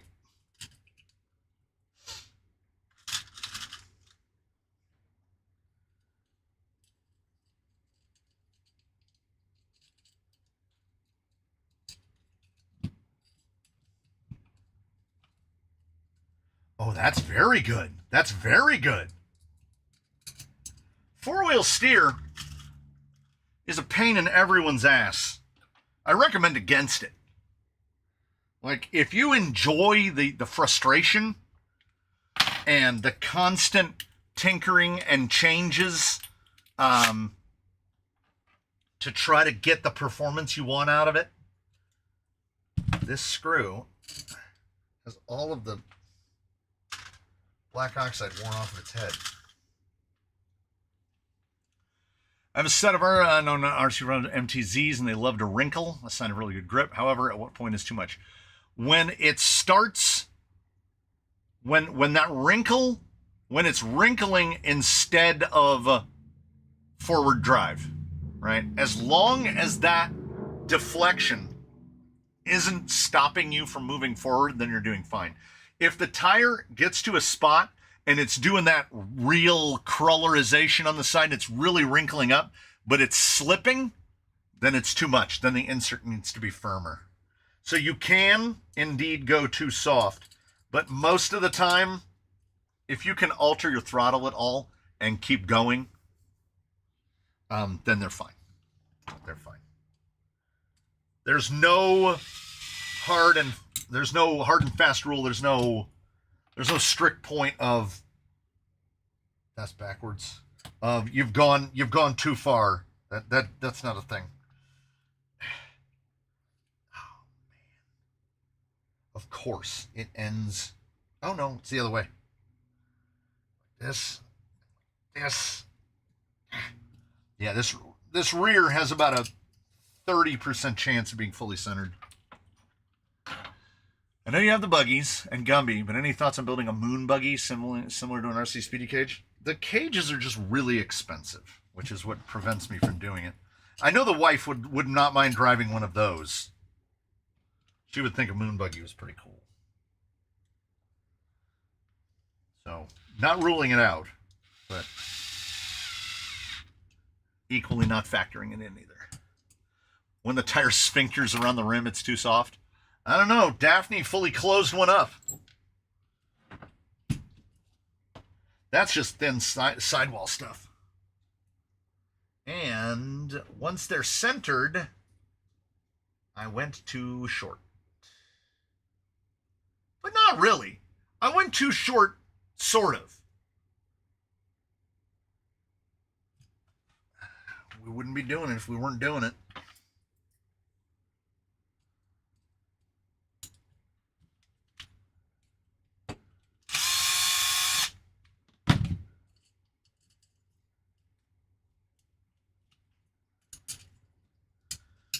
Apparently, instead of 90,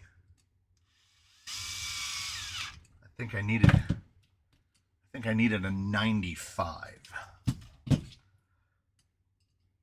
But, as I said, we're going to have to take the entire thing apart multiple times and do it again, so we can add it to the list. This is going to be one of those where it does not approach 95% complete with any kind of urgency. This thing's going to have to get tinkered on and poked at. That's pretty good right there. I'm not worried about link lengths Although it looked really good where it was before. Because rear caster change is your enemy in four-wheel steer. And now it has added caster change. So we need middle hole on the upper, so we do indeed need about a 95. But for the purposes of today, that's going to put the drive shaft above the links. And that's all I care about. Drive shaft above the links is all we need. So at ride height, which should be there, we need a shock that is 90s would work, 100s would work. Could honestly, you could go 110s on this. Because that's, so if we're sitting there, then full droop would be, yeah, you could run 110s on this. I'm seeing the truck you're building completed on AliExpress selling for $1,100. $65 for the body and cage kit, but completed RTR super expensive. Yeah. Well, that's how they do it. It's RTRification. Only RTRs that come from those places, like how you can buy the Rhinos, you can buy UA1 and the W1 and all those. You can buy those full RTR, but when they come RTR, it's a Rhino V80 speed control. It's a Rhino S12 motor. It's that RC Timer Rhino Servo. That's like $250 worth of electronics. And then they're gonna usually when it and on those when they come with tires, it's $100 worth of wheels and tires. So they don't do RTR the way the big, let's call them big brands, do RTRs. Because the way the big brands do RTRs is we're going to give you crap, and then you're going to have to replace all that crap. Meanwhile, these guys are like, no, you're not going to, you don't have to replace anything. I need to throw a shock together.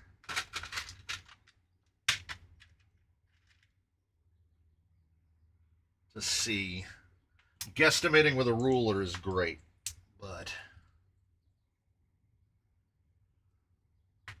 let's see.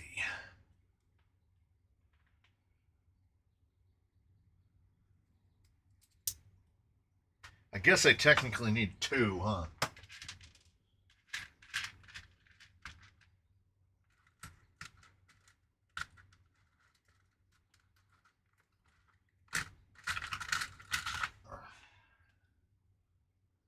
I need to start throwing away RTR crap. I keep building more rigs like, hey, that would be a good use for that motor I have laying around. Yeah.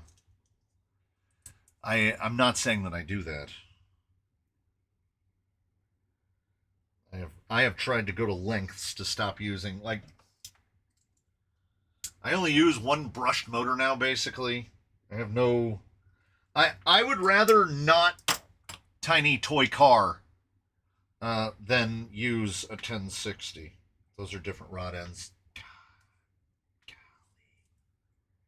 Golly.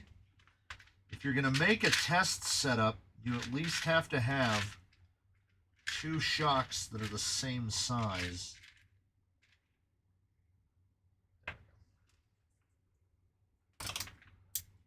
I don't know if I said it earlier, but my friend got his SR5.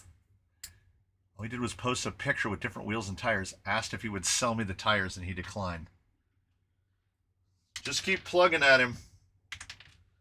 Just keep plugging at him. Be like, come on, man. You're never going to run those things. They ain't no good anyhow. Hook a brother up, because I need some of them swampers, and like you already have them, and like I could use them, and like we could meet in the middle. Just let's talk him into it, man. All right, we're not gonna worry about hollow balls either. We're gonna ship it. As well. Because like, what's he gonna do? Put them on a shelf? Who would do that? Who would put together a whole shelf of tires that aren't being used for anything? And then when the shelf gets over full, he can get a whole drawer, a whole chest of drawers full of tires as well. Nobody would do that. That's a crazy thing to do. Okay, 115 is a little long. I'm thinking hundreds. Thinking hundreds is probably where we're at. Who've I got? What have I got? I know I've got some 95s. I know I have a festival of unbuilt chavs. I got a bunch of 10 Pros, none of which have their guts inside of them. I've got a bunch of 80s and 90s. Got some deluxe 80s. That's not going to help us in this event. Got the Enjoras, which are 90s. What length are these?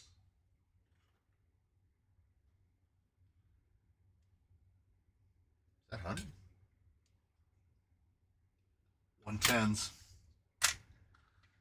The desert lizards in the drawer are indeed 110s. 90s or 100s. I need 4 built. Oh, wait.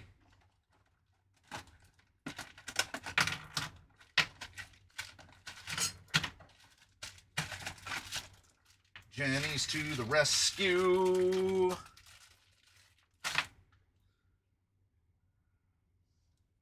Fit? No.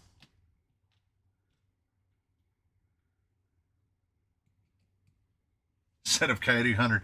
Coyote 100s would be kind of perfect. Like I say, we're gonna be on this for weeks. Like 20s or 22s to hold this in place.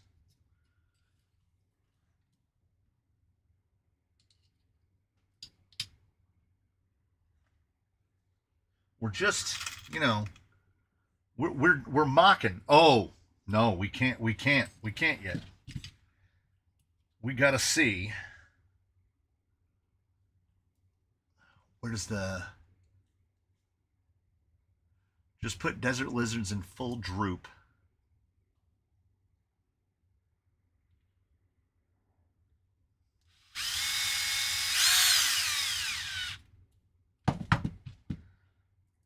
We gotta see where the...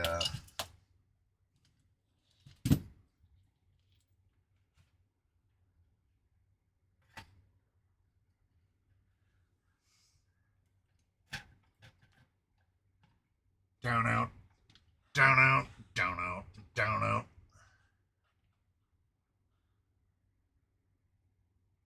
Okay, so how does that work? Knowers of the know.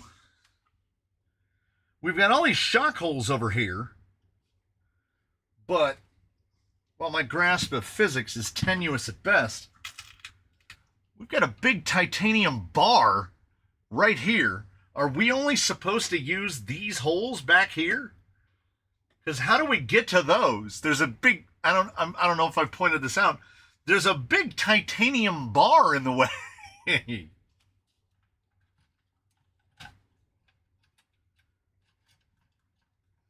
Like, let me pick a hole. Let's say it's that one. Maybe? Maybe?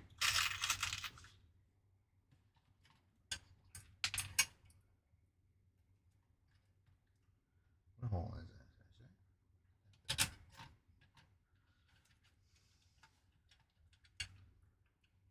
Okay, so that is the cage then resting on the shock. So this doesn't line up. Those holes are supposed to line up with that. So they can't go into those holes. So let's put them behind the cage back here.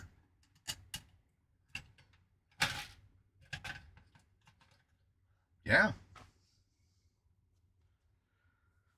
So those holes are vestigial. You gotta go.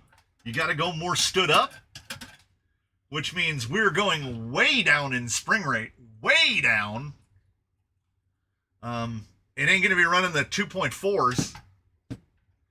So I have a sneaking suspicion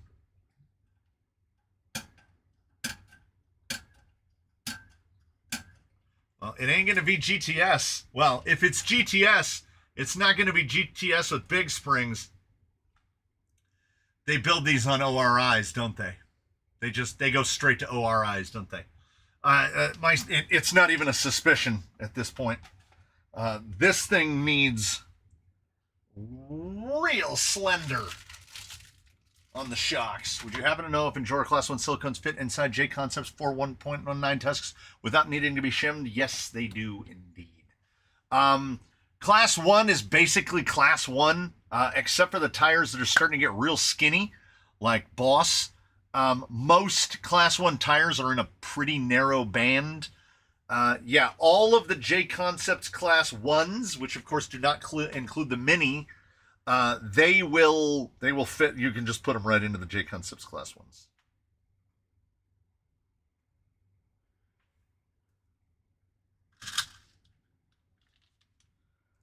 At least we're going to be standing up. At least we're going to be standing up.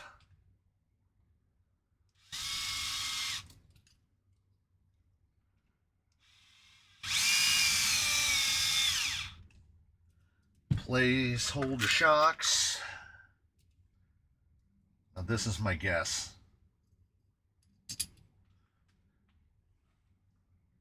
Oh, no. Okay. All right. We're fine, really.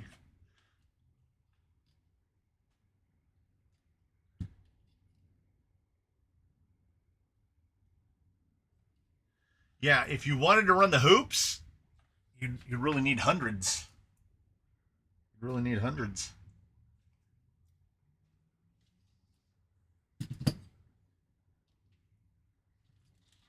But I've heard tell that I have Coyote shocks being shipped this way, so hundreds are definitely not out of the question. They would fit a lot better than unmodified GTS as well. This is we're non-optimized right here, and we're at like full extension. These are blue band.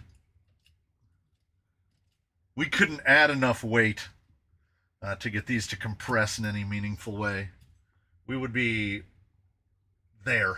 Zoink! But it does make things easy for putting them together. Hey, look at that!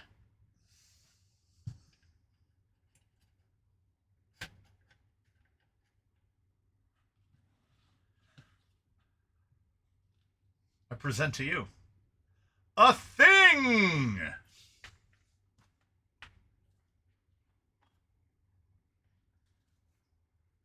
If you run the hoops in the front, you cut holes in the hood. Yes, that's true. I don't know how I feel about the hoop holes in the hood.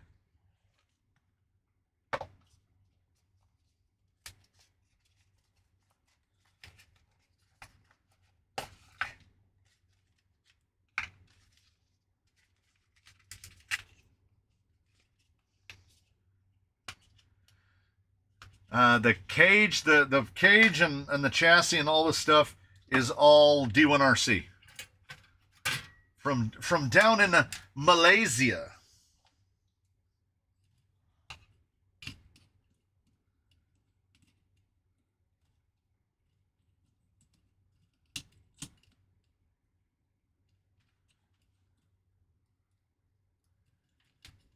Of course, always. Every time, for always and forever. Screw it. It ain't, you know what? It's 2 o'clock. 2 o'clock, it ain't gonna matter. It ain't gonna matter nothing at all to nobody. Just put the parts on. It matters not if they ain't right. And you know what they ain't? They ain't right. But they'll be right later. That's all that sort of at the outside edges matters. We'll throw parts at it until it looks reasonably complete. What I should be doing is writing all this stuff down.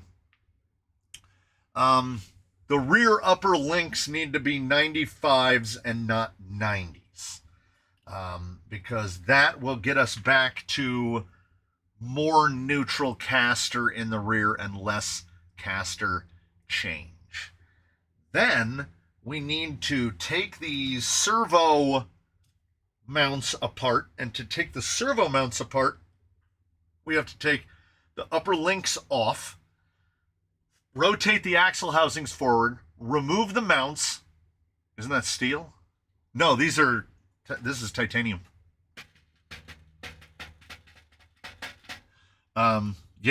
This is not heavy at all. Most of the people that have theirs complete, they're in that like 5 to 6 pound range, even with the hard body and the titanium. This one maybe a little more. So these posts are in the forward position. If memory serves, we cannot access the screws because of the axle truss, because of the stack height on the big 62 kg boys. They need to be moved back so that this would be right. Yes, they do. But for right now, we'll just do this. It'll be great. It'll put the servo horn at a terrible angle. Absolutely terrible. But it ain't matter. It ain't matter at all. It's a live stream build, man. It is indeed what it is. It's gonna be as good as it is, and no better than that. Now what I need to do is I need to grab some lac nets.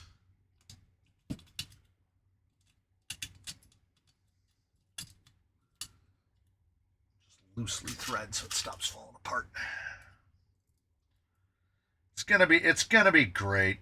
I'm incepting myself. I'm talking myself into it. How could it be better? It couldn't possibly be.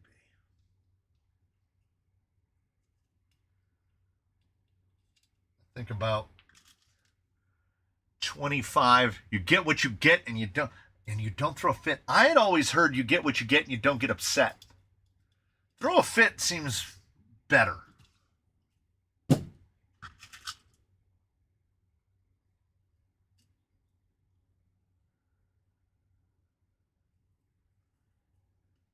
Just listening to the sounds of all the fans. It has not gotten appreciably hotter in here since we started, which is great. Feeling cool all the way through a live stream is usually something that only happens here in the winter. And in that event, it's usually more cool than I would like to feel. I got these back both when you could get them and back when they cost significantly less. I don't think you can even get A75s right now. I don't think you can even get them. Someday the glory... Wow. AGFRC stickers...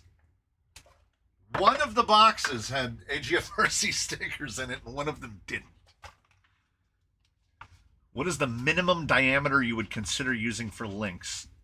4 is pushing it. 5 is better. Now, for lowers, just do 4s. You can just do 4s all day for uppers. For lowers, 5. 6 is even better, right?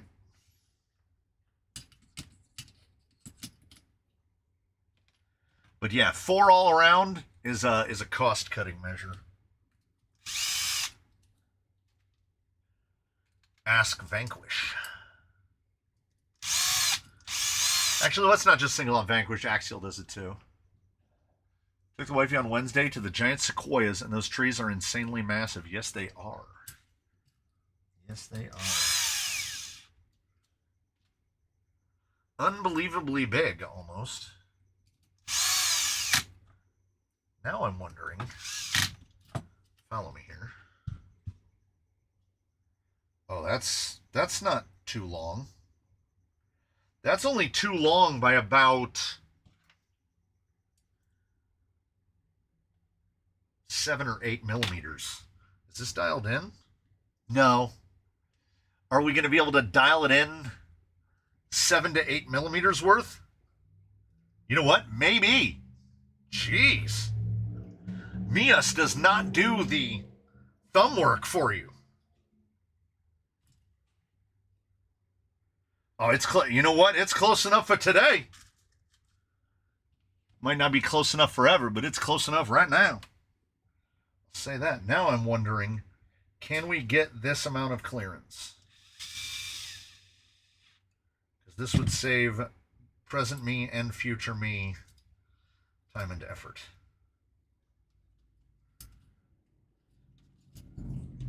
Dang. It's too thick. What if we go to ball stud? What if we go to ball stud? I do like link to the back of the horn. Link to the back of the horn is pretty good. Because we don't have to worry about interferences. But you know what? I feel like, honestly, I feel like that's close enough. I feel like that's close enough that I would not care. That's a ship it situation right there. Let's go spinner. Oop, starting to get a little distorted. Nothing is centered. That's okay. We're not powering anything up.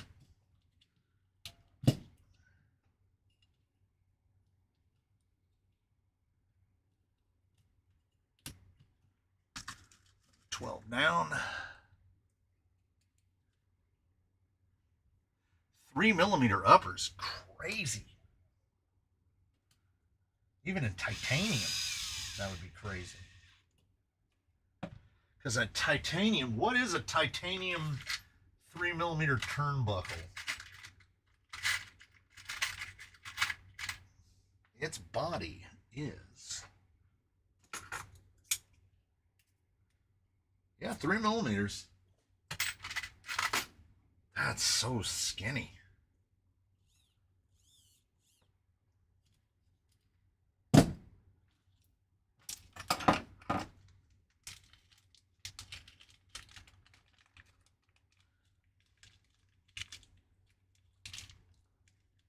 Any sign of the Spaniard? No, it's a full month now, isn't it?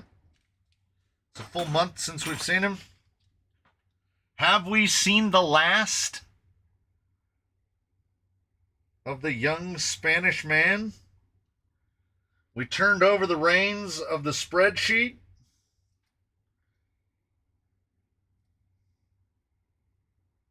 The website is unmanned.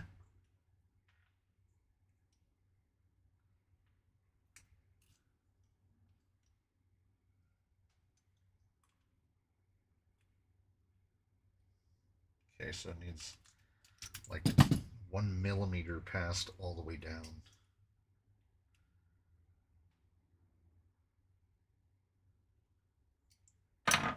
I like the little porthole. There's a little porthole for setting your pinion. Just the thickness of a hair more. I don't think this pinion gear is going to last. I'm somewhere. When they drilled the hole to tap it, it's not quite in line with the center, so it's kind of halfway through a tooth. I don't know how many threads of that are actually into meat. That's an 8-tooth pinion. That is an 8. That is definitely not round.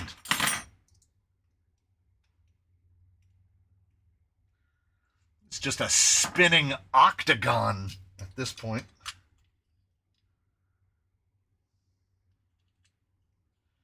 We're gonna go right.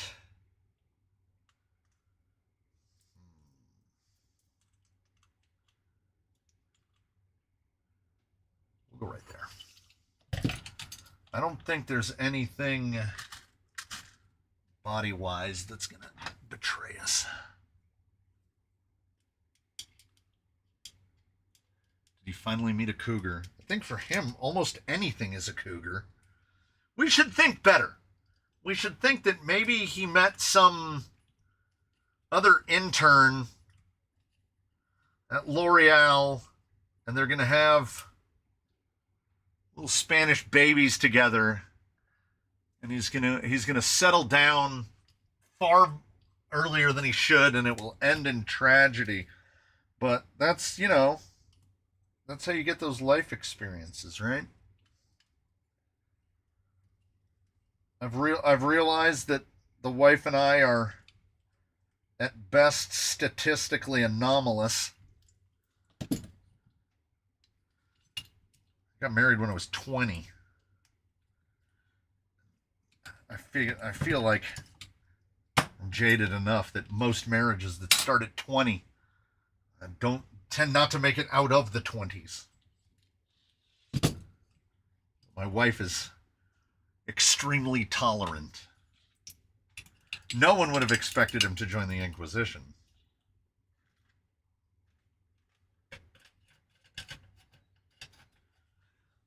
That motor, that pesky motor is so small. What am I doing here? There we go.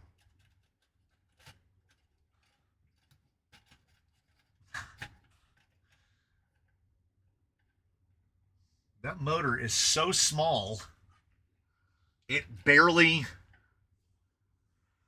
makes it to the firewall. That motor is way back there. Now, what we are going to have, so we have got a gap.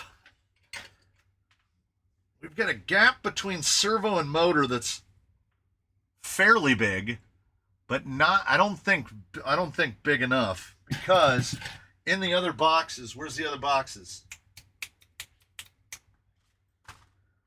All right, here's what I have thrown together so far. Here is the D1RC Mega Winch. I was gathering together the parts to build one, and then I went on the internet and saw that there was a place selling this for like, I think it was about $40 after shipping and tax and everything. So about $40 for that. I already had this on hand. Komodo 2204 2500 kV. There's that little guy. I got the adapter plate so that we can mount it on there. So that goes like that. Now where we're gonna put that, I don't know. And then in an unopened box, we're opening boxes today. We're opening boxes today. So we'll come to a decision, I don't see cage cab kit only. Maybe link in Discord. People apparently have said that it's out of stock.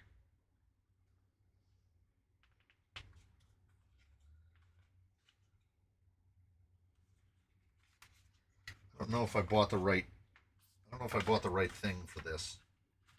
I don't know anything about small stuff. So chances are I bought the wrong thing.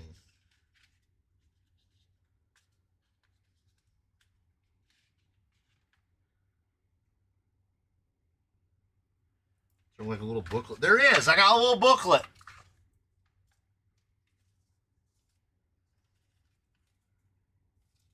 Hey, this user manual's in English.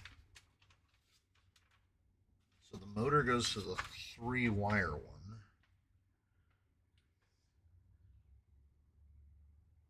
All right. I got a gecko I got a Gecko Mini to run the winchy.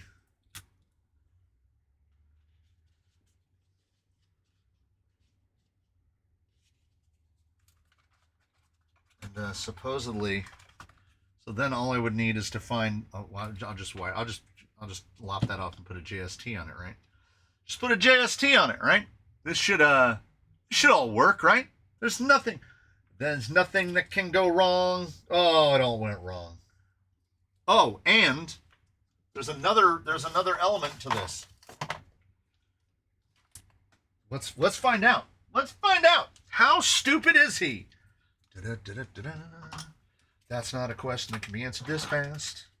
There's too many variables. He's pretty stupid.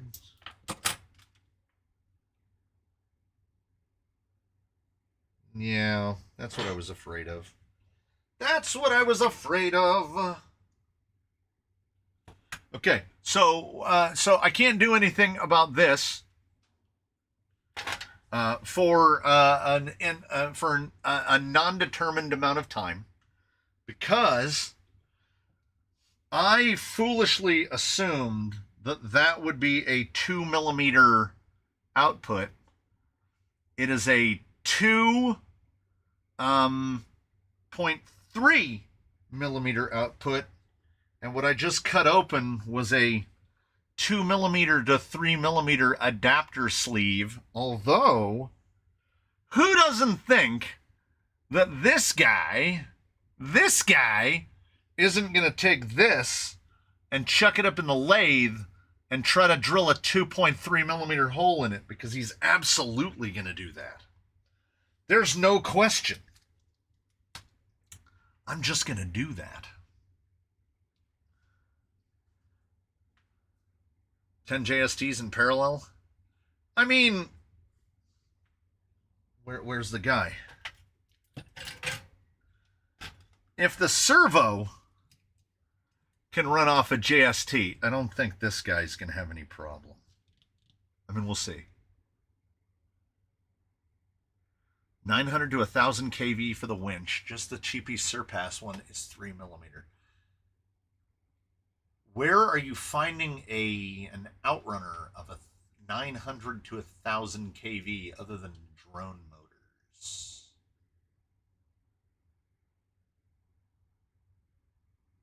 I was feeling pretty good, and we almost had stuff put together, and then we're like, nope.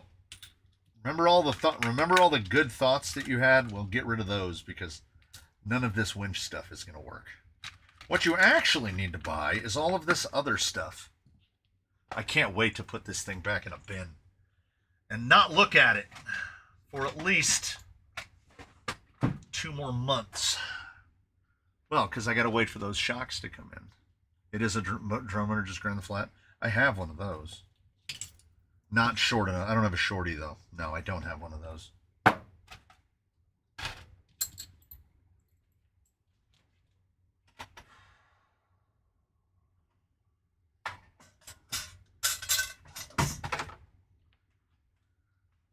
Luckily, I had my suspicions, so the plastic bin is still empty. So that all this crap can go back in it. We'll look at it. How does one attach this? How does the spool attach to the transmission? I think the spool has a pin. Yeah, it's got a pin that goes all the way through.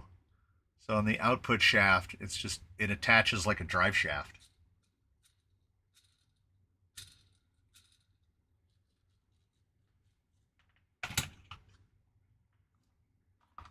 So that should be robusto. You just have to buy everything else for it.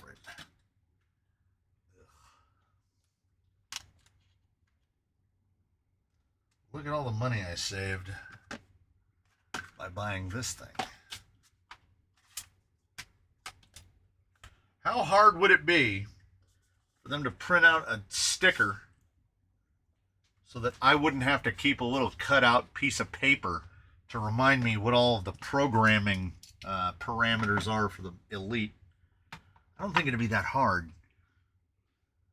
I also like tater tots, Mr. Hurley. Tater tots would be great right now. I could definitely go for some tots. And I'm not gonna, well, every time I go to the grocery outlet, they don't have any tots. So the chances of me getting any tots today are fairly low. It's a bit of a bring down. Coyote Shocks have 2 red stripe and 2 pink stripe. Yeah, I think I must have gotten a full-blown early release one, because mine were red band all the way around, and all 4 of them were too firm for the rig. Like not a little bit too firm, like a lot too firm. To the point where I don't even know what I would use them on in the future. Tots and Ranch, I don't use a lot of ketchup, but I am a tots and ketchup guy. I like ketchup with tots, unless it's loaded tots. Like if I'm just eating tots on their own. Tots and Ranch, I don't know. I ate a chicken bake on grocery day on Wednesday, and my mind and my body collaborated, and they were like, you know what you should do? You should dip that Costco chicken bake in barbecue sauce. And I was like, I don't know about that. I'm telling you, man, barbecue sauce on a Costco chicken bake is a game changer. It really is. I eat tots while wearing my Crocs. That's one of those things is acceptable and one of them is not. Let's just say it like that.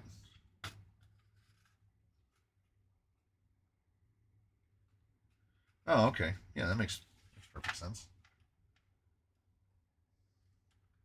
No chassis brace is kind of wild.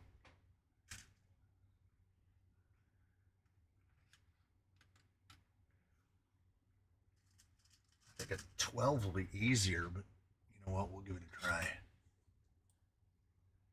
Crocs and socks is categorically unacceptable. You should reevaluate your life choices, man. That's my brother-in-law wears Crocs and socks. It's a bad time. Now, how the hell? Oh, maybe if we go through the grill like this.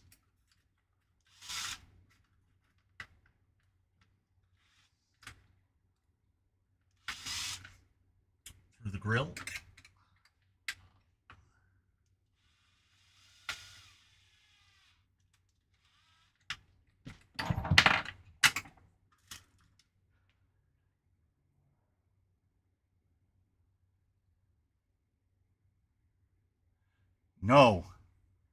No, damn it.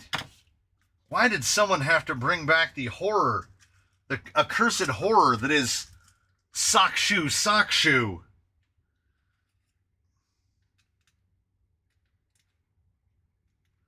Those people, that guy needs to be studied. Sock shoe.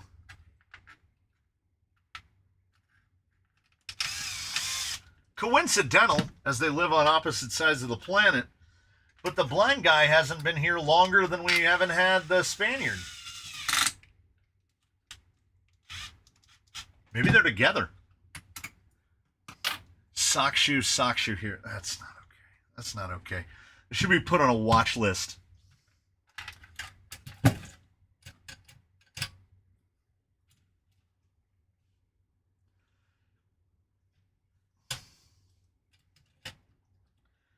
Yeah, that thing is going to need some skinny shocks.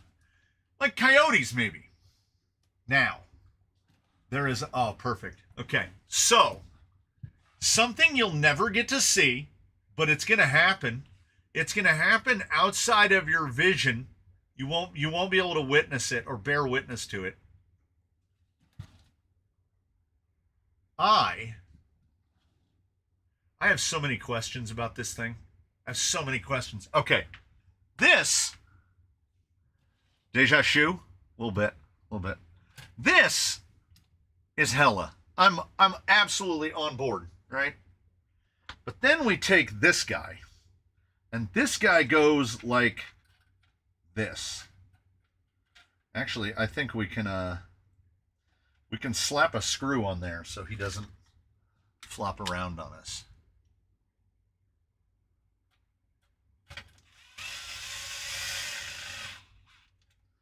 Okay, so you see this tab right here. And then when we put this down, that tab, that tab doesn't line up at all where I thought it was going to line up.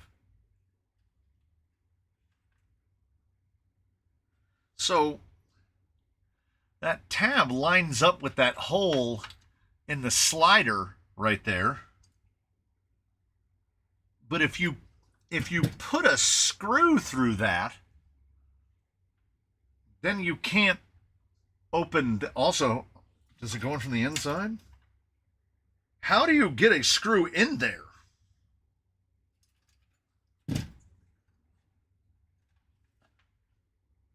Is that tube goes on the outside, right?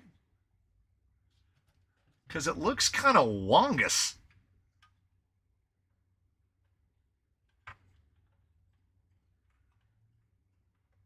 Is this more of the, it's supposed to be a Mojave, but now it's an 82? Is this more of that? I feel like a little of that is sneaking up on us. Oh, you don't. So it's just threaded. Like, that is definitively tapped. There's some weirdnesses here.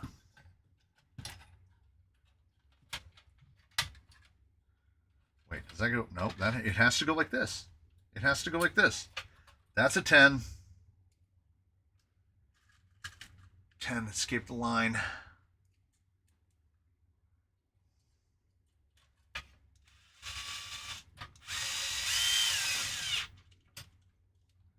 Okay. This says, no, it's definitely Wongus.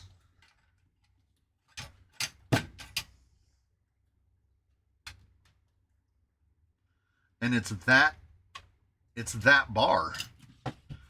It's this little bar right here. Oh, Sawtooth Turner with the 10. I was like, where'd chat go? I think that was jigging related. Oh, okay. Orange? Wait, no. No, that's not right. Orange is the negative color of blue. Okay, so here's the question. Then that begs this question. So, as these are pseudo-structural members, and they don't really line up,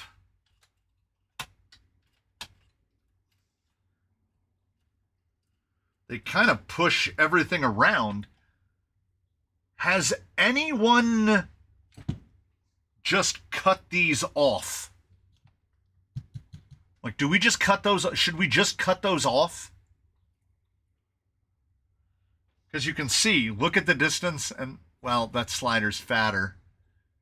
I'm trying to tell if it looks centered. These definitely, they definitely pop out a little bit.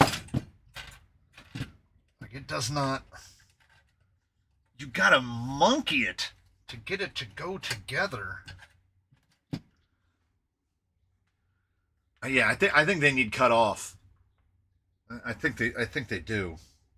When you said probably for jigging, I was like, oh, I had not considered that.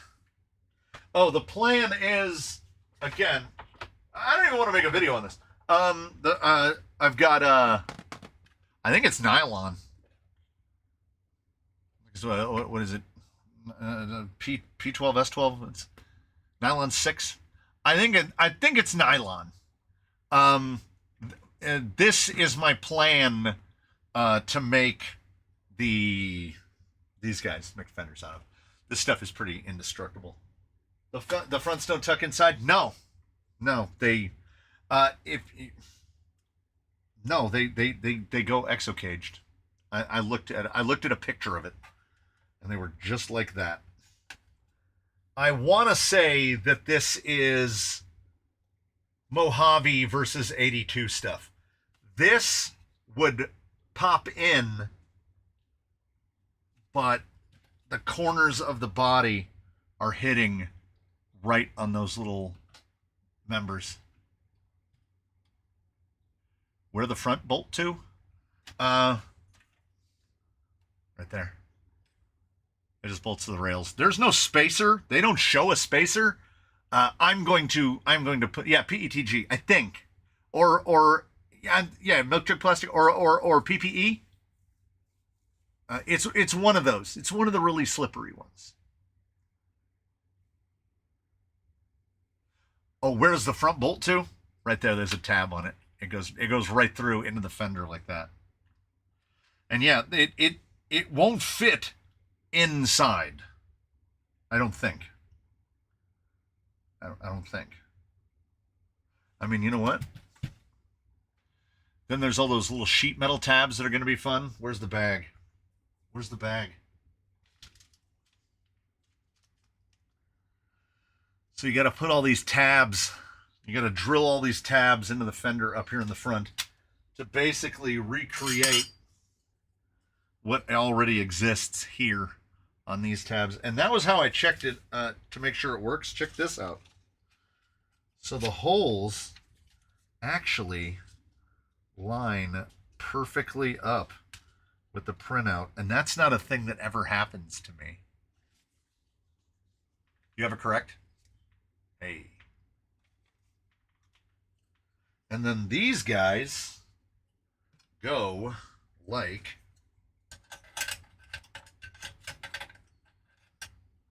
this. Put another couple screws to hold it in place. Also, it would just be a festival of putting things together and taking things apart. Because, you know, I gotta paint it.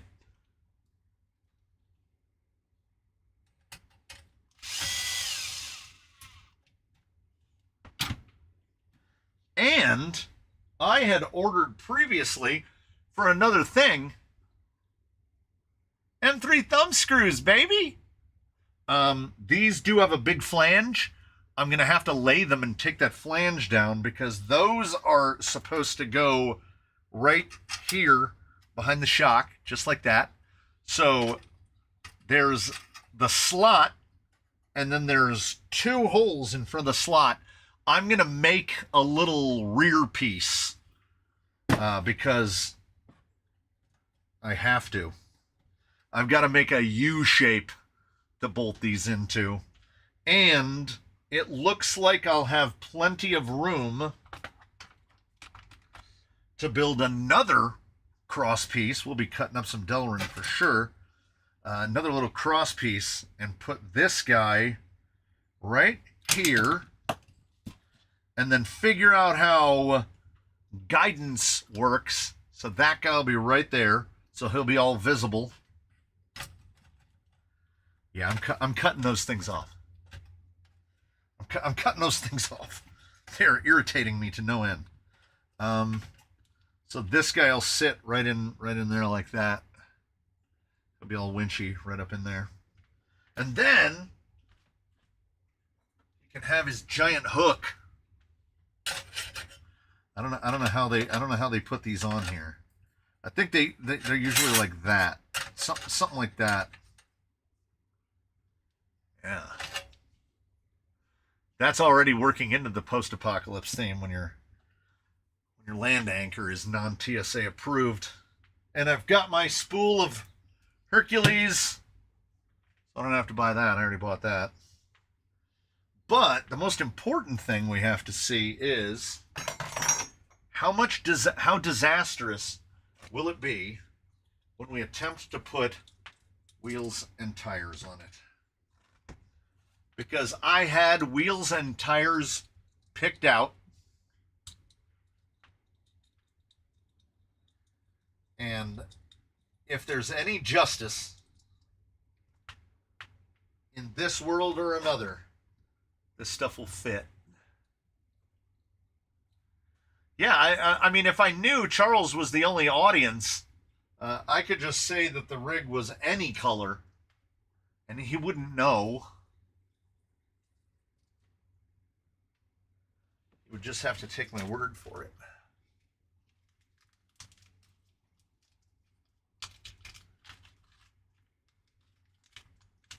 Those are some long M2s right there. Is that a 7? What am I doing?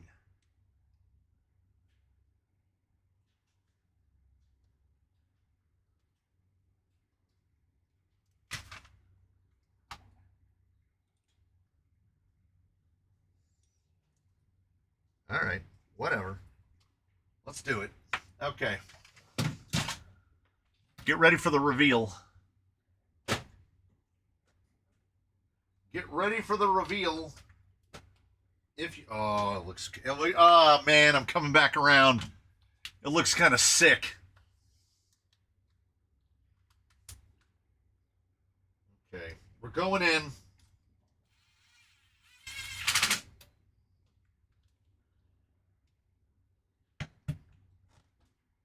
I'm coming back around.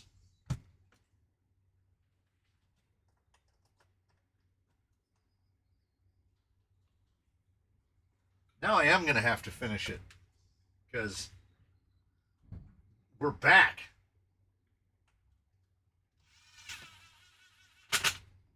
I was worried it wasn't going to have enough link length separation on it. I was worried of a lot of things, and it doesn't look like we have anything to worry about. Wait, let me. Oh man! Oh man! Man! Man! Oh man! Okay, these shocks. It ain't GTS. It ain't GTS unless I do a lot of work to these things.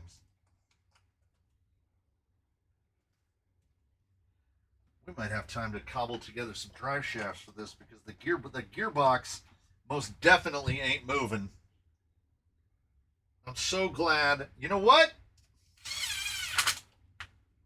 One of my favorite bands of all time is Pendulum, and this thing is turning into a real pendulum because it is swinging back and forth. I like it, I don't like it, I like it, I don't like it. We're getting hot and cold.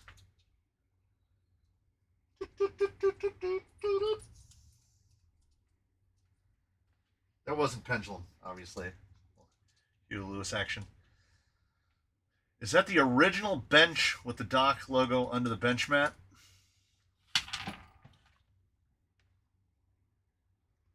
You know it is. That's where the microphone used to go when I was recording voiceover on the videos. Because I had to edit all my videos in here because my kids are too loud. Now I want to hear Tarantula. Witchcraft. Propane Nightmares. That was the last concert I saw live. Pendulum at the Wiltern. It was amazing. By the way, ladies and gentlemen, if you had any worries, allay those fears. God dang it! Okay, I love it now. Like,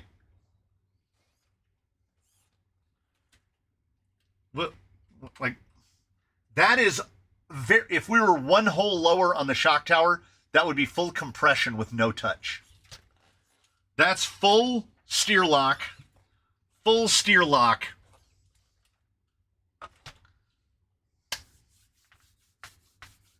It just, like, and this is sitting, this will be here. Although, I don't know. I kind of like it. We might have to put the 5mm longer springs on it.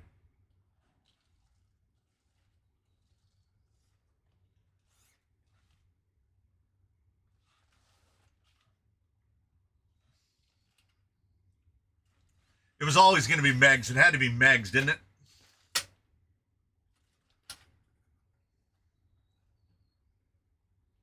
That's a 90s. Should we be looking at 85s? Like, it's that damn... Like, should we be looking at 85s? Yeah, and then the big old... I think I'm going to go all the way. All the way out. The full big old arches on there.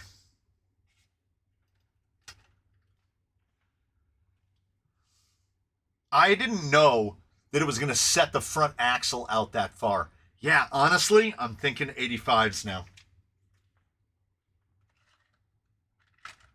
Do we have...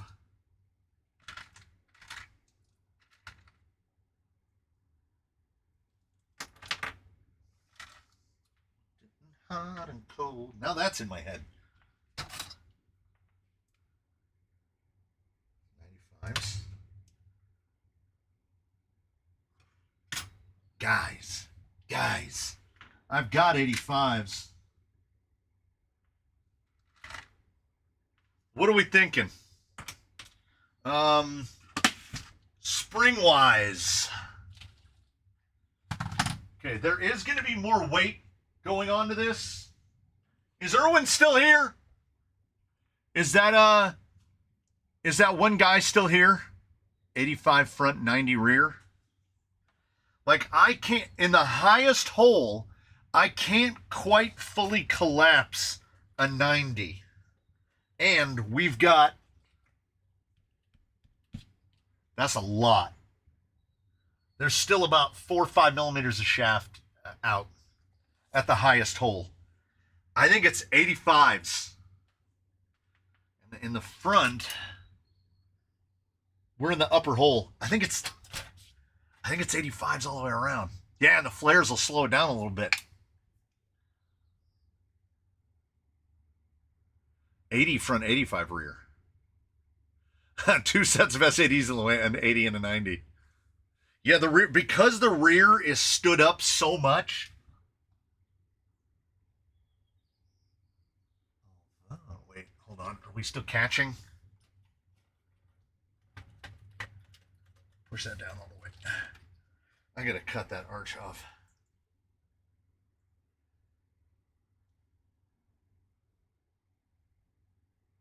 Does look cool. Does look cool. Oh, I'm running out of blocks.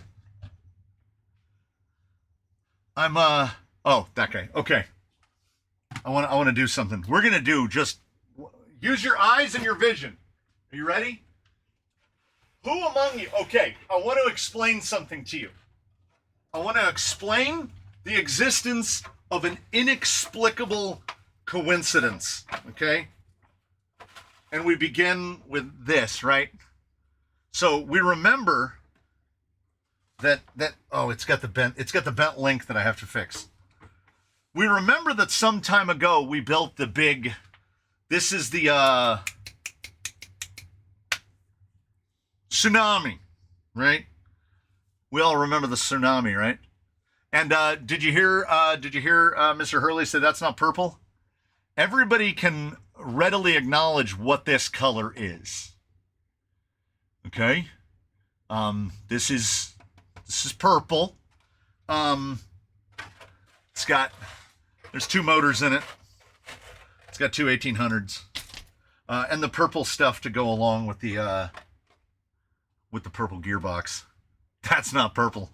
So to Mr. Hurley, that which is purple is not purple.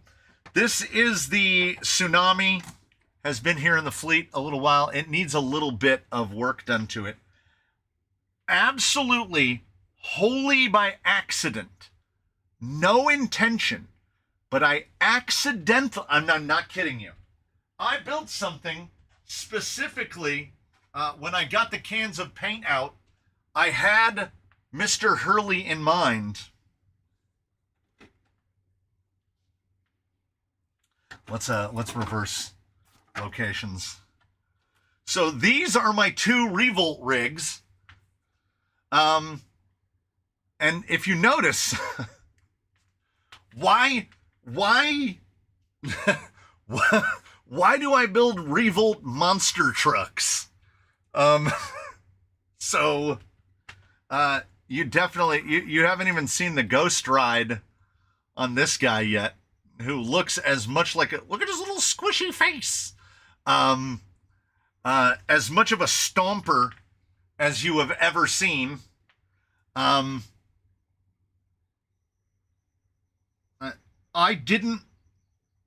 forgot what this was painted like when I painted this one.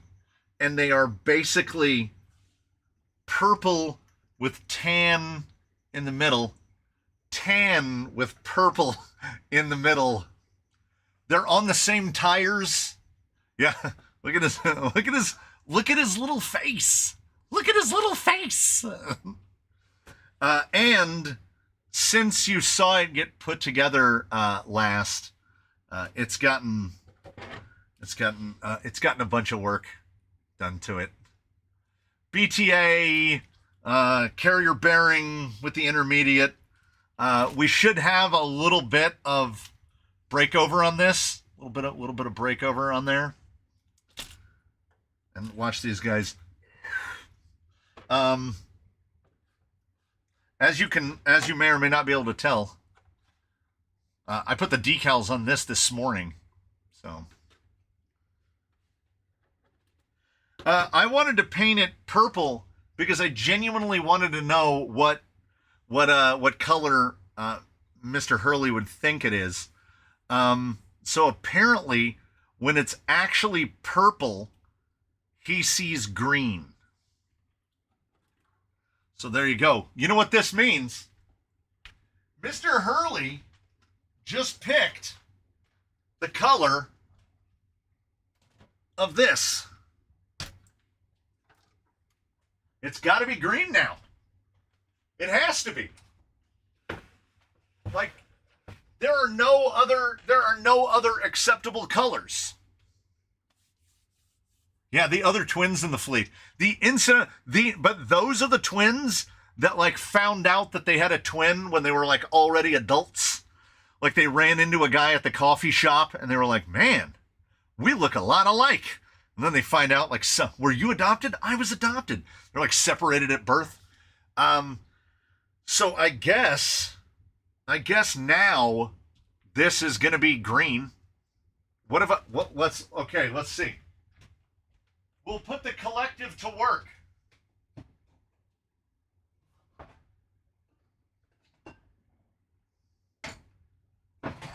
I'm going to dig through and I'm going to find every can of green that I have. Not enough of that. Ooh. I think I know what people might pick. Because when I saw it, it's the color that I thought.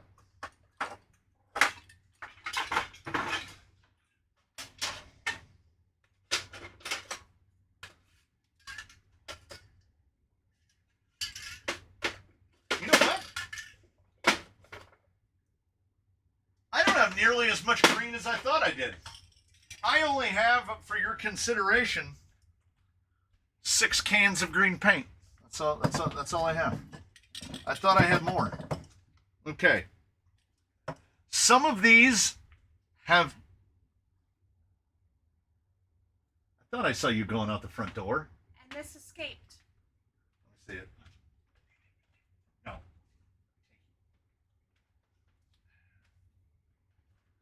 So this one hasn't cost us a fortune, but it has cost us some. This is Tiny Lion. Tiny Lion is all the trouble in the world. The escape artist. She thinks she's too smart. Not only that, she refuses to eat at the same time as the other cats. She eats by herself, and she will yell at you until you feed her, and then she will eat 4 nuggets, and then she will leave. That's how Tiny Lion is. That's how Tiny Lion is. So she is for her weight, She is far more trouble than she should conceivably be. So,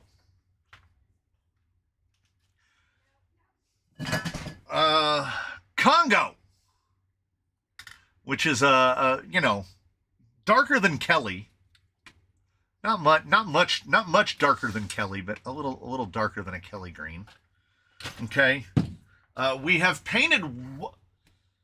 No, I haven't. That's not true. I don't think I have painted one this color before. And because we're going on ABS, it ain't matter what kind of paint it is. This is the color that was used on Jake the Snake, which is very bright, and there's enough. There's either enough or I will buy more.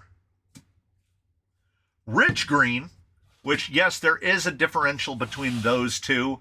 I would say this is probably Kelly green. This is like a Kelly green. We've got British racing green, which would probably be like one shade darker than that. We've got good old olive drab, which would be somewhere in here, I guess. And then,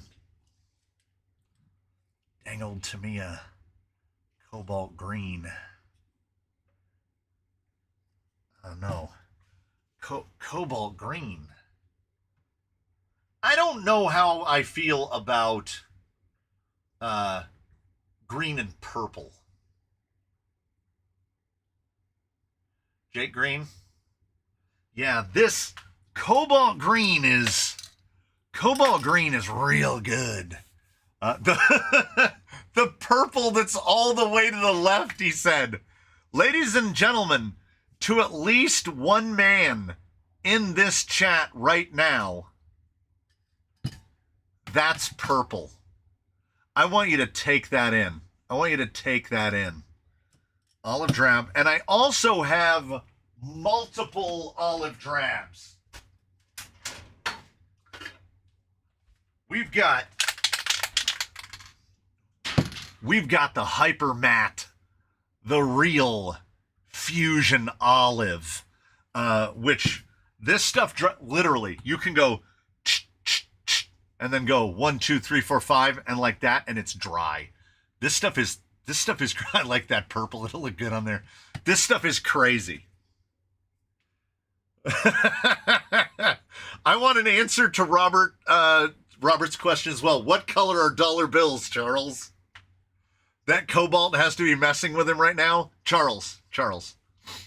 What color is that? What color is this cap? What Chuck needs to stop staring at the sun. What color is that?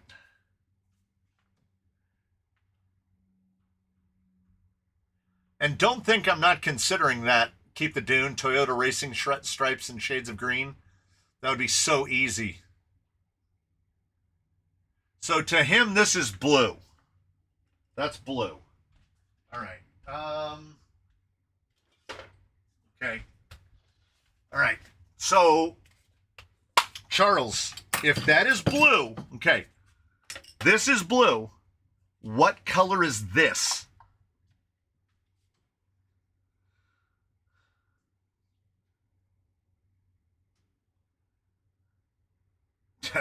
Tennis ball purple. Tan and striped would be really easy. Because those stripes just go zip, zip, zip, zip. Well, I mean, I'd look them up. Seeing purple...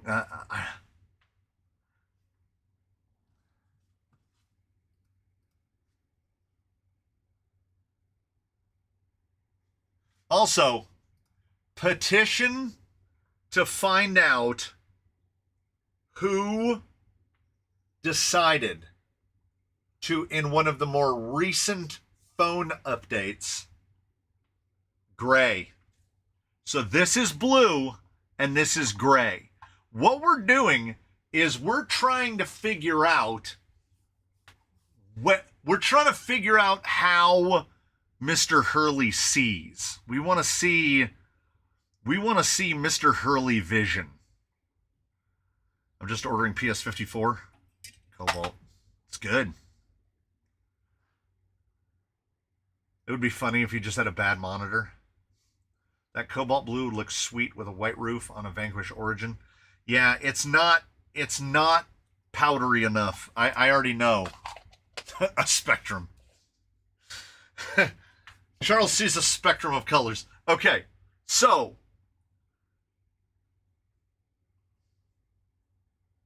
I've never heard of a color blindness case such as his. It's almost like he's just guessing and saying colors he's heard of before. I want Mr. Hurley to be given the gift of, you know how they have those, they give people those glasses that allow people to see color, people that haven't seen color correctly before. Do the stripes with the Congo green. It's so bright. It's so bright. It came out real different on Jake. This can has been here. I mean, if we were just doing stripes, this would be enough. If it's doing the whole cab, it's gonna be closer. That cobalt green sucks.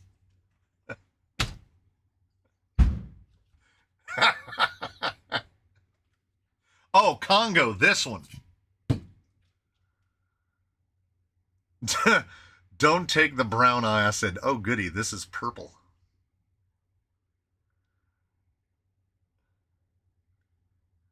I mean, here's the thing. We're no closer. We've achieved absolutely nothing in the way of consensus. And that's how I usually end up. Because I stare at it for too long. Are you painting the bottom half of the rear fenders? Yeah, all of the ones I've seen, the whole they've painted this whole thing. So because that would be really easy to mask, two-tone, I would go so far as a two-tone. Like we could do a belt line split, like come right across the top of the fender. That way any errors in the paint will be covered by the cage. We could go straight across and do it one color on the top and another color on the bottom. Just another color like from A pillar back. What we know is it needs approximately a 70 to 75% hue shift to make that light green can look like purple to me. I've got the typical amount of red-green colorblind, so I don't know what I see when other people are seeing it. Stoplights, I'm sorry, not stoplights, go lights look a little bit blue to me, almost like a teal. More than they look green, though some of them do look green. So I'm thinking there are some variances in the LEDs or the bulbs that they use on traffic lights. I think the hood should be a flat color. The rest can be gloss. Do what Cat does and just paint everything purple. We need to pin that. Pin. That's crazy. That's absolutely wild.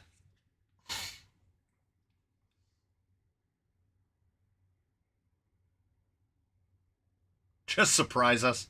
Red. No. It feels something in the green spectrum to me. Because I was planning on leaving the cage raw.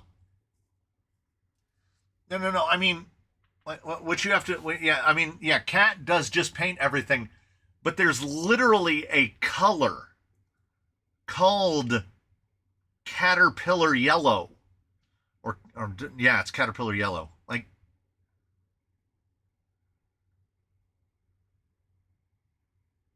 with a red passenger door.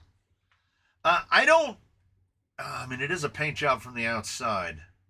I don't know how I feel about a full Harlequin, every color under the sun.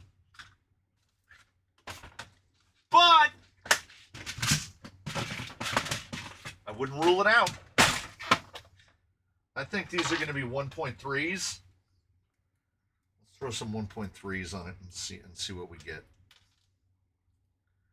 See where we end up. Whichever green with a matte black hood. Yeah, I don't mind that at all. Door or fender a different color from the rest. Every panel from a different vehicle. And then someone just says the Max Flex green then. Just go with the Max Flex green. And I'm not averse.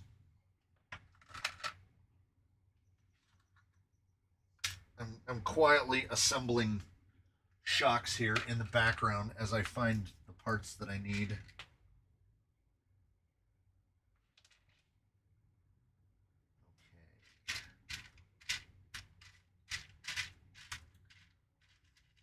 I really should have different drawers.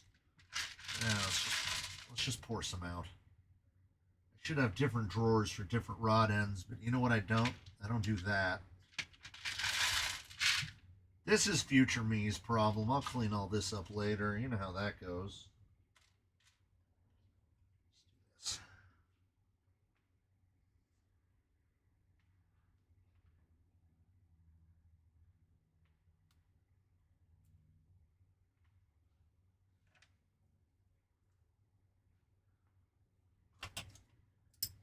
Or just leave it the brown that it is.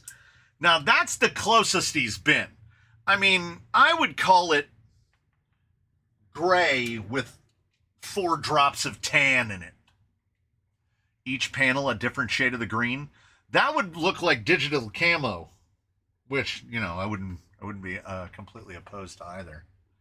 Then the cage would need to be black for cat contrast. Yeah, if I was going to crack open some cans of Farm Implement and I was to head over to the, what's the name of that place? Tractor Supply. If I was to head over to the Tractor Supply, because I've used this before. This is what Jolly Green was painted by. This is High Gloss Green, aka John Deere Green. And I didn't bring that out because Farm Implement paint takes 3 days to dry completely. But honestly, I would be fine with that. If we were to go green, or if we were to go cat, and I was going to get the cat yellow, I would also get a can of black, and I would paint the cage black. But then you would almost want black with... Oh, no, I don't know. I feel like those wheels would be okay. Those wheels were a fantastic choice on my end, because it does not ultimately matter what color we ultimately decide to paint this. It's going to look fantastic with those wheels. Go to the Lowe's, get a can of paint that says titanium, and paint the body titanium, and we'll see how close it comes. Do it John Deere green and put the actual John Deere emblem on the hood and across the windshield. Farming ain't easy.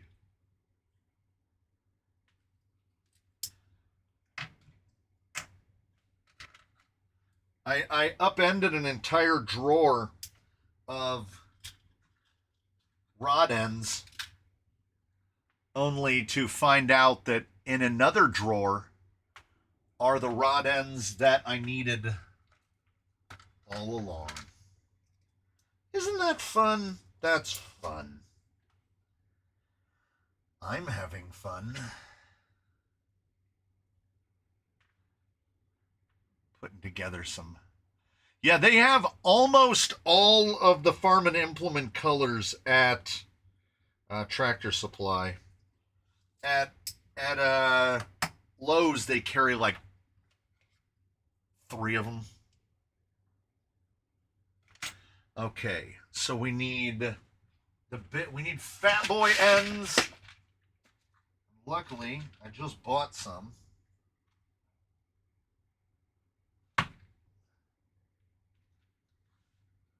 This shock swap should be pretty easy, honestly, as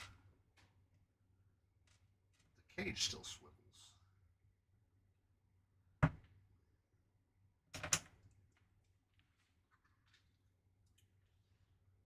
Probably go, I don't know, Vanquish or Axial for the drive shafts. I should have enough parts from both. And I mean, we could get drive shafts on it right now because in my Axial drawer, I have a bunch of completed drive shafts. What does the wife say? Make her chose. She hates she hates when presented with options. Like if I go, oh, we're going out to eat, where do you want to go? She'll just stare at me. So what I have to do is be non-Gen Z. And I have to listen to things she said on previous days and take those into account so that I know where she wants to go.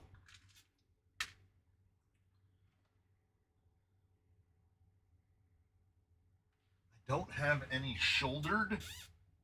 I don't have any shouldered.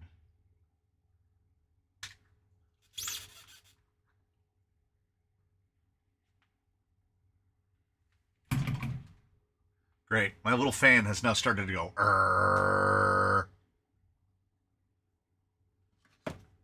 Just gonna turn that off. Oh, good. It's not the fan. Is somebody running a pancake compressor?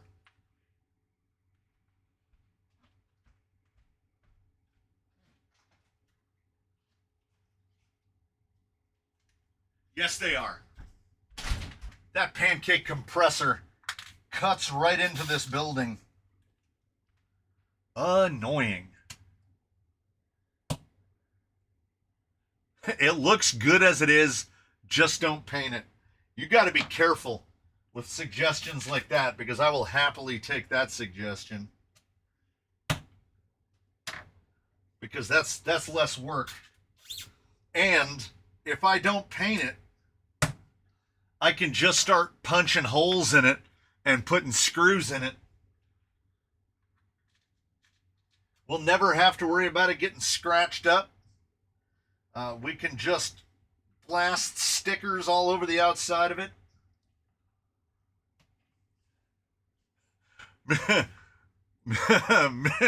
Mr. Hurley is like, just leave it. Just don't even worry about it. Hingy. I ain't mad at Hingy.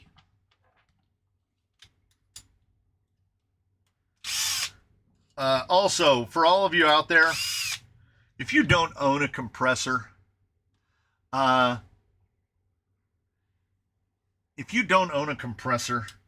you're ever considering buying one, please do yourself a favor as a human being and a person who only hates themselves conditionally and doesn't hate themselves all the time, and never buy a pancake.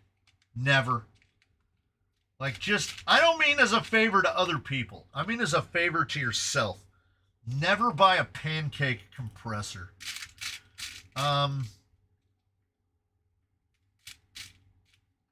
Because that guy's is out there just, and just think, I'm over here and he's over there, and his day probably feels even longer. Screw it. Just start sinking them. 4 millimeters plus 3 millimeters is 7 millimeters plus 7.5 is 15. It looks like, it sounds like 18s to me. Could be 20s. Can I buy several pancakes compressed? Have you seen that short form where the lady takes a full dozen, she takes a full dozen Krispy Kremes, smashes them straight down until they're like this thick, and then just takes a bite out of it? I'm jealous. I'm not even going to lie. I'm jealous of living life like that. But it comes with free nail goons. He's probably not even home and has a bad hose. Like, I get mad when my oiled clicks on and it goes fuffada, fuffada, fuffada, fuffada. If I had unlimited space, he would live in a little closet all by himself, but just pull my arteries constrict.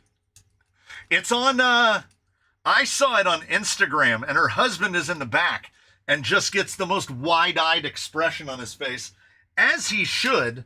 Also, shout out to Boom Racing, who give you this adapter to install the wheel nuts. And this adapter is 7 millimeters on this side and 7 millimeters on this side. But it does fit very nicely inside that recess. So you know what? They gave it to us. We're going to use it.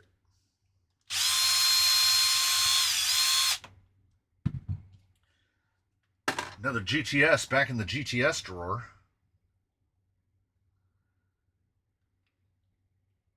Oh, yeah. Oh, yeah.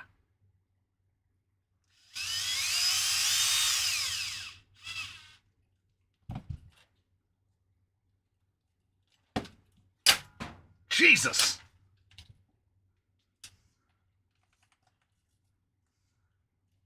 Thing tried to guillotine me. You would really hate the snap-on air compressor at the shop. 15 feet away, you have to stand right beside someone and scream.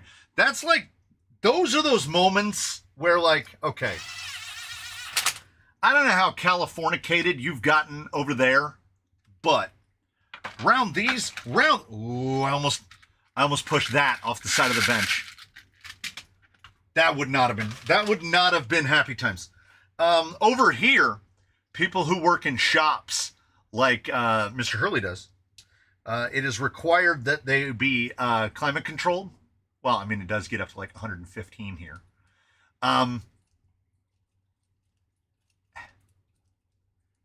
So, like the Costco Tire Center has the full roll-up doors, and it's fully climate controlled in there, which has to, you know, for a business, that has to cost a fortune.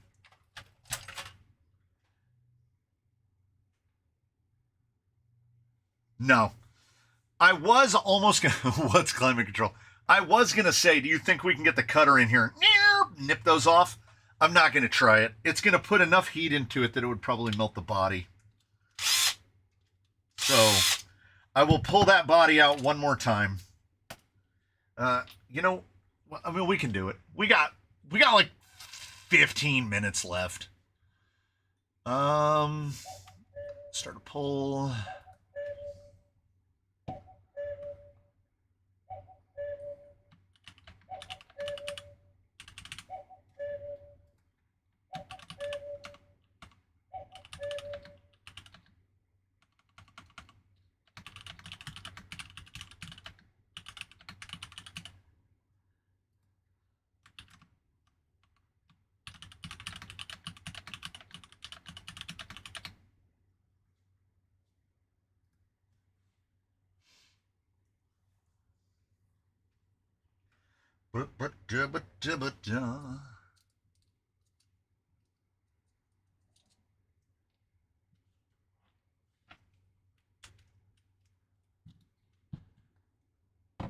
Yeah.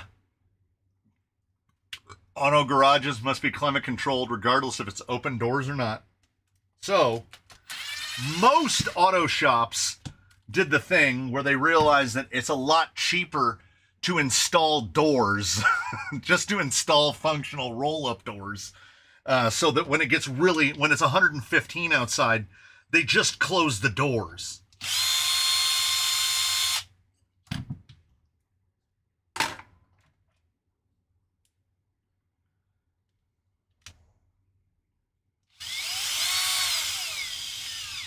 These shocks won by virtue of being built 85s, basically ready to go. These guys were ready to drop into action. So I've got some custom fabrication bits to do, obviously. Gonna have to make a mount for the winch. Gonna have to make the little thing to put thumb screws into. Honestly, it makes me wish that, how big is that? No, it makes me wish this tab was bigger. Because if that tab was bigger, I would literally make a cross piece, drill a 4 or a 5 millimeter hole through it, and basically use a through pin. Oh, I can't use a through pin. Wait, I can't use a through pin. Four-wheel steer. Four-wheel steer is going to prevent me from being as lazy as I would love to be.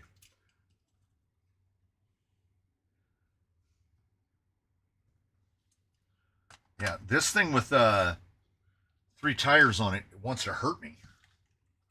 Wants to jump out and hurt me.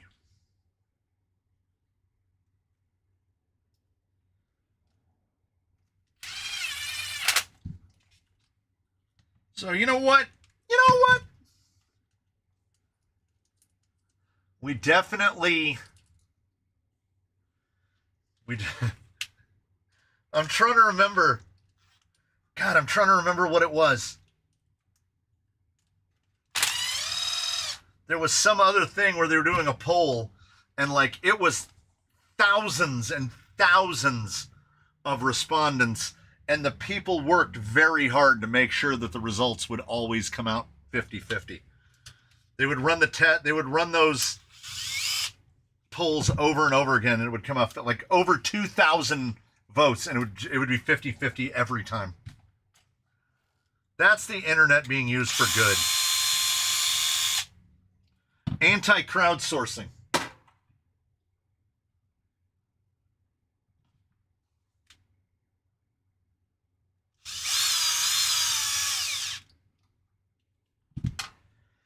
Now, I absolutely blindly guessed on spring rate. We're going to find out. We're going to find out how well we did. Can make something on rear shock mounts to lock the cap down.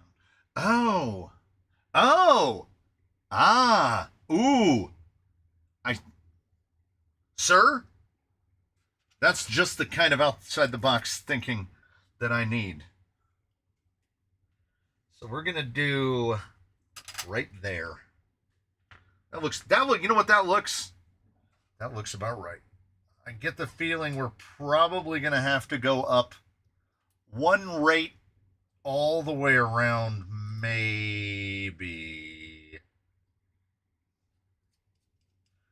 But the other alternative is we put hundreds on it. We run the hoops in the front.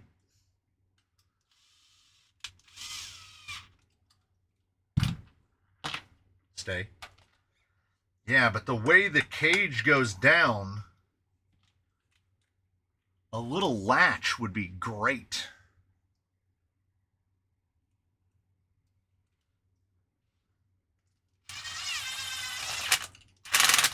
I know why they give you this tool.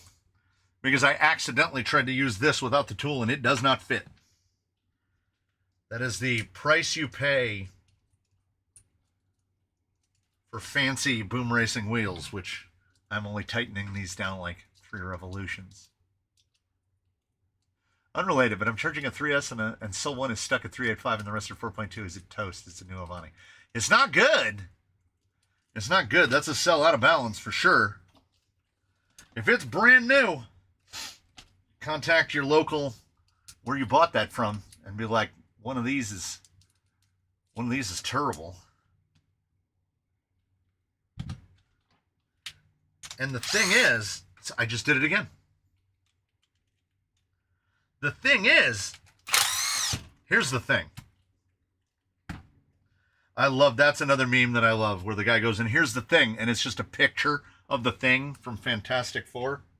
So good. So this is, call it 10 millimeters, 999. And this is 9.4. What a difference 0.6 millimeters shock mount has a lot of screw points. It does. Okay, I think it's 85s, man. I mean, I'm not averse to changing it in the future if the need should arise, but I'm also not averse to running 85s. These are them. Run it twice, maybe. I would say it's still, I mean, how long has it been trying to balance that cell? If it's been trying to balance that cell for more than even a few minutes, I'd be like, ooh, that's less than optimal. And it happens. It definitely happens. I've had more Ovonics go out on me than I've had any other brand. But it doesn't stop me from buying them because I'm fully cognizant of what I'm doing. I'm buying very inexpensive battery packs, and I mistreat them terribly.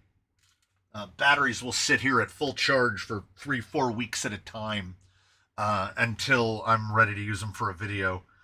Many times I have, or there are packs right here behind me that were we always take spares for Wheelin' Wednesdays, and there are packs behind me that were the spares for Wheelin' Wednesday, which was filmed, about a week ago. And if it shortens their life cycle at all, it does. It does. It does or it doesn't.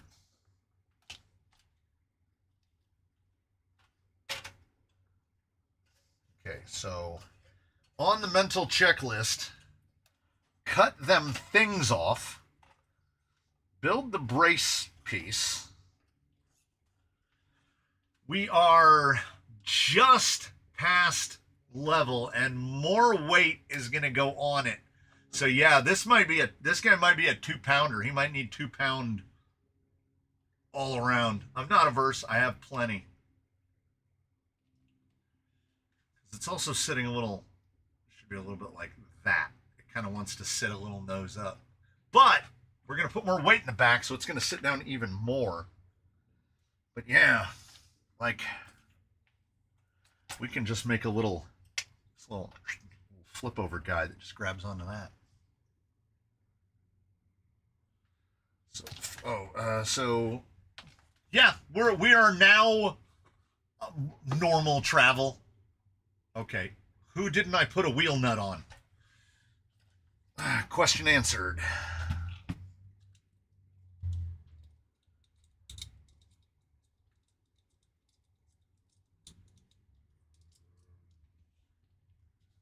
Maybe putting wheels on. Keep it off the ground. See what we can do.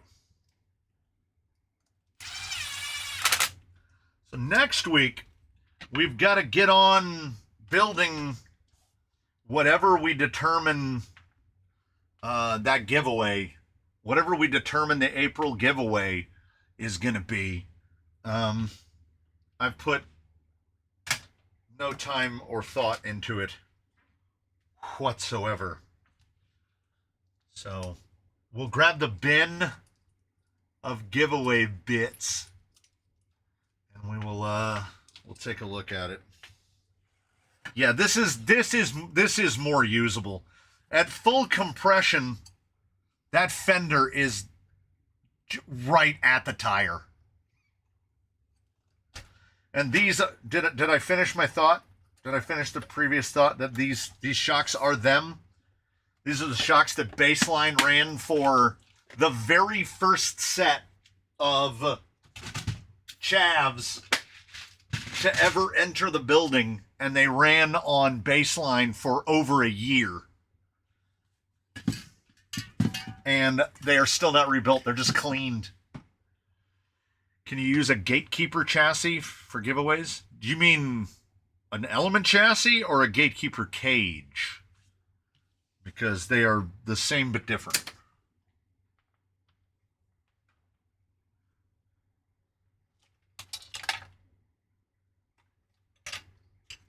It's the switch. I was like, something just went clunk loudly. I bet this will be pretty close to the front. Okay, we need, yep, it's slightly longer than that.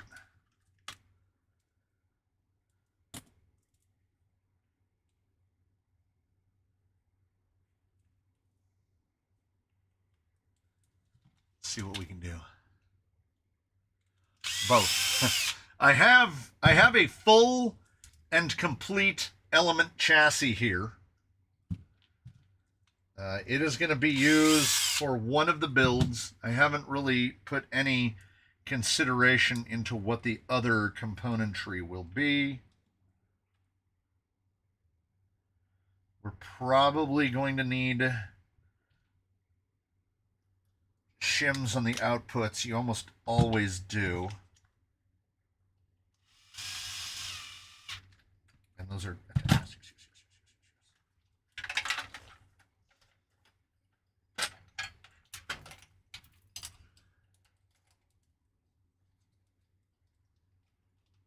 Oh, give me a break.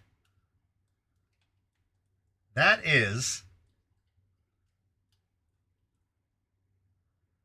like the precise length.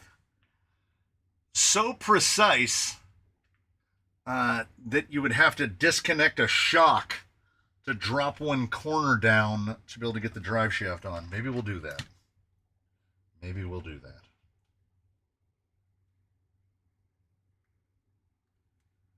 This rear, on the other hand, looks like it's going to be fairly long. Yes. I don't know if we can build one that long. So instead, let's do this.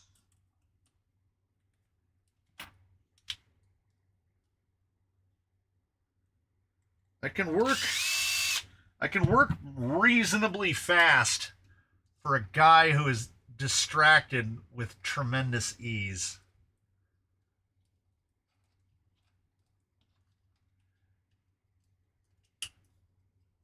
Yeah, that's shorter than I would prefer. But it'll look like it has drive shafts on it. Probably going to get Vanquish in the end because I just bought a bunch of the plastics and all of the CVDs are basically the same. Yeah, this drive shaft is incredibly not dynamic in the front. It looks like it changes length by about 2 millimeters. And then all of these other assembleds are all the same length. So we open the axial shafts bin, and they do indeed have a crazy long one. Awesome. That's what we're looking for.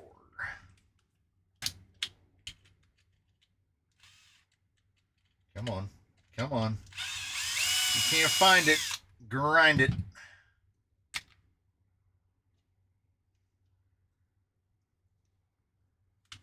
Thought you needed to move the steering servo mounts. Here's the thing about the steering servo mounts. When I looked at the horn down from above, it looked bad. But then, that's fine. Like, I try to get it on a perfectly even plane. I don't know if I want to take all of this apart to move those servo mounts back so that that horn will be lined up straight. This is perfectly acceptable. So I think we might just leave it as it is. Okay, now watch. I can all but guarantee that this drive shaft is going to be like 3 millimeters. This is going to be 3 millimeters too long. I'm definitely not going to forget to cut that titanium because it is infuriating me.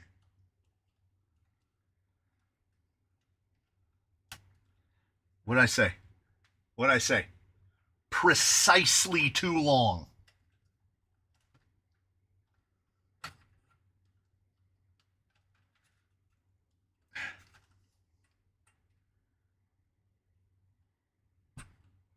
That is maybe 1.5 millimeters too long.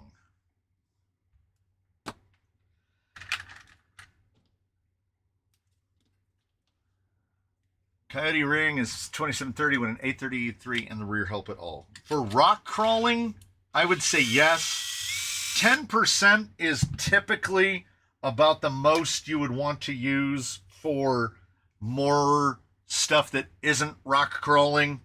For rock crawling, I tend to like to live around 20%. 20% is where I like to be. And an 833 in the rear will take you to 20%, because if memory serves, they're just running stock 1223 ring and pinion all the way around. So yeah, an 833 would not hurt. It's a shame that there's not room to fit the next step. We can't fit an 836.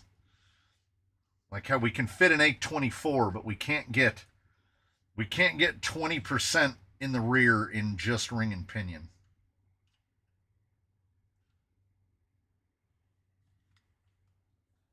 Why does that pinion look different? Why is that pinion silver and this pinion black?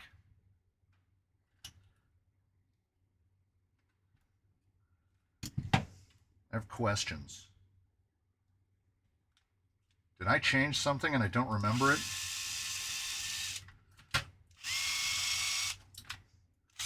Is that inverted?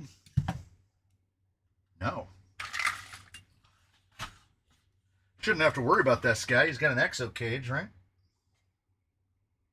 There is an E-clip on this, and this drive shaft will not clear the E-clip.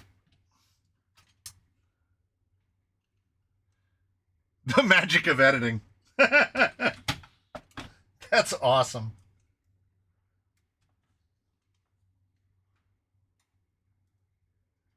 Yeah, it's all curated footage, is what it is.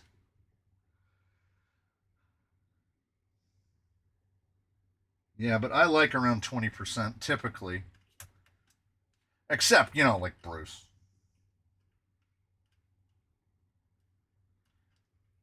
$12 is pretty good on the trails as well. Element, which is actually what, 11 point something. And bash, bosh, bish, bosh, bang, it goes right on. Now, we flip it. So, I just need to find that piece of mine.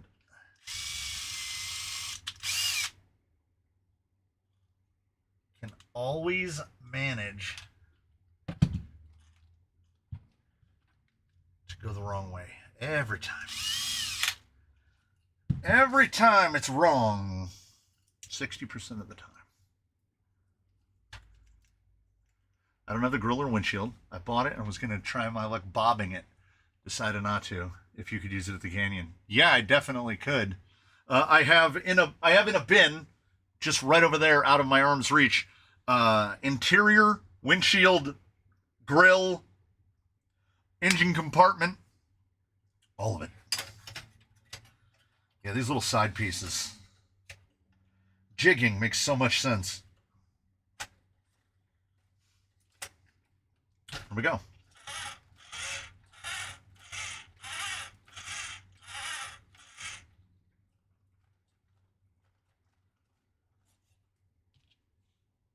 Here we go.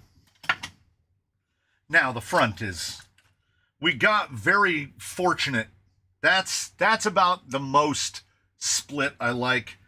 This is a bit too much. I will probably just take that other half, this one, just take it over the sander and just give it a scuff on the face to just take it down that like 2 millimeters shorter. Well, yeah. Because that current one's about 8 millimeters shorter, and that is too much too shorter. Like I said, I've come back around. We've gone half circle, because I don't know if I ever actually started off excited. I was just like, oh well, we're gonna have to do this. But we've gone half circle. I've done a proper 180. Oh, I got an email from Mr. Edward asking about the drive shafts. And I answered it, but maybe not directly. The drive shafts that he sent are right there. They're right there. I cut open the bag, and I built them up, brand new. I didn't have to hunt for any pieces. I just had a bag full of them. It's in a video. It'll be coming up soon. If you're into that kind of thing, if you enjoy spending time with an idiot in a shed, there is additional upcoming content. Dark green with a raw titanium. What are we at? We're at 58% painted some color. Who cares? I could make a compelling argument that that's not a big enough split in votes to make me decide one way or the other, because laziness always wins. But I don't know.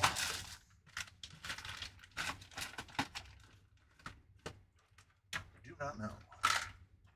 I also, if we do, is that a whole vanquish build from leftovers? Like half? It's like 50% leftovers. These are Boom Racing Pro builds. What was I ordering from Boom Racing? I was ordering some other thing from Boom Racing. My wife's axles for her FJ40, which needs that gearbox situation figured out. And I always go to the clearance section. And when I went to the clearance section, it was right around $50 for the set of 4. And the way they do them, if you can see the inside, they're just riddled with holes. There's all those holes, and you can build them both ways. So you can build them so they're tucked way in, or you can build them so they're stuck out. And as soon as I flipped around and saw them like that, I was like, that's how it is. And I needed a build that didn't have like big 5mm stubs like both of the Ultras over here. The wife's rig is basically running a version of that style of wheel, the Trial version. And when I saw this guy, they got thrown into that bin has had all this stuff in there forever. So, oh, Mr. Hurley doesn't have a shed? We need to get Mr. Hurley into a shed. Oh, what I half said. I have those shocks in longer. So if these work, we could, if we do change our minds and decide to punch holes in the hood, but I don't know. I'm kind of okay with no holes in the hood. But I have the shock, like identical color and everything. I have the shocks for it. So it's, it's always out there, lurking. And as I said, the twins, and by twins, I mean the other twins, the other pair, the trailing Capras, I found the perfect servo horns, because they keep bending the hell out of their servo horns. And I was searching around for servo horns, and ladies and gentlemen, I present to you, one and all, the servo horn that she told you not to worry about.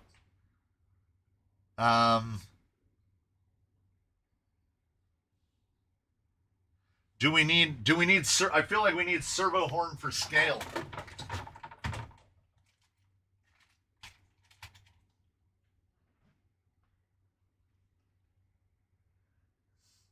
So, because here's what happens. Here's what's happening with the Capras.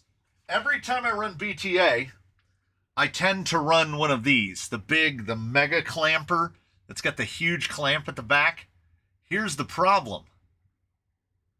These things have all these holes in them, and if you can see on this one, it bent. It's got a little, it bent right where that hole is. So I'm going to take these boys, I have two of them, I'm going to find out where they need to be on the two Capras. I'm going to drill the hole into this and tap it, and then cut all of this spart off at the end. So it's just going to be this solid, and it's got a little relief on it, which should make it a little stronger. It's like double bar. My other thought was find somebody to do the design to where we can get like carbon fiber cut with just two holes in it, and then bolt them on from the top and act it as a stiffener brace, because I didn't used to bend these, but I also didn't used to go out and trail Capras, and I'm apparently bending them all the time now, because I think I have 3 or 4 bent ones now. That servo horn is trying to compensate for something. This one is perfect because, see, once all that is cut off, there's no relief, there's no holes, there's no nothing. I will drill a single hole, tap it, mount the thing to it, and these should be more resistant to bending. They do only use a single screw for clamping. Yeah, and servos are getting stronger, absolutely. 25 spline is being asked a lot.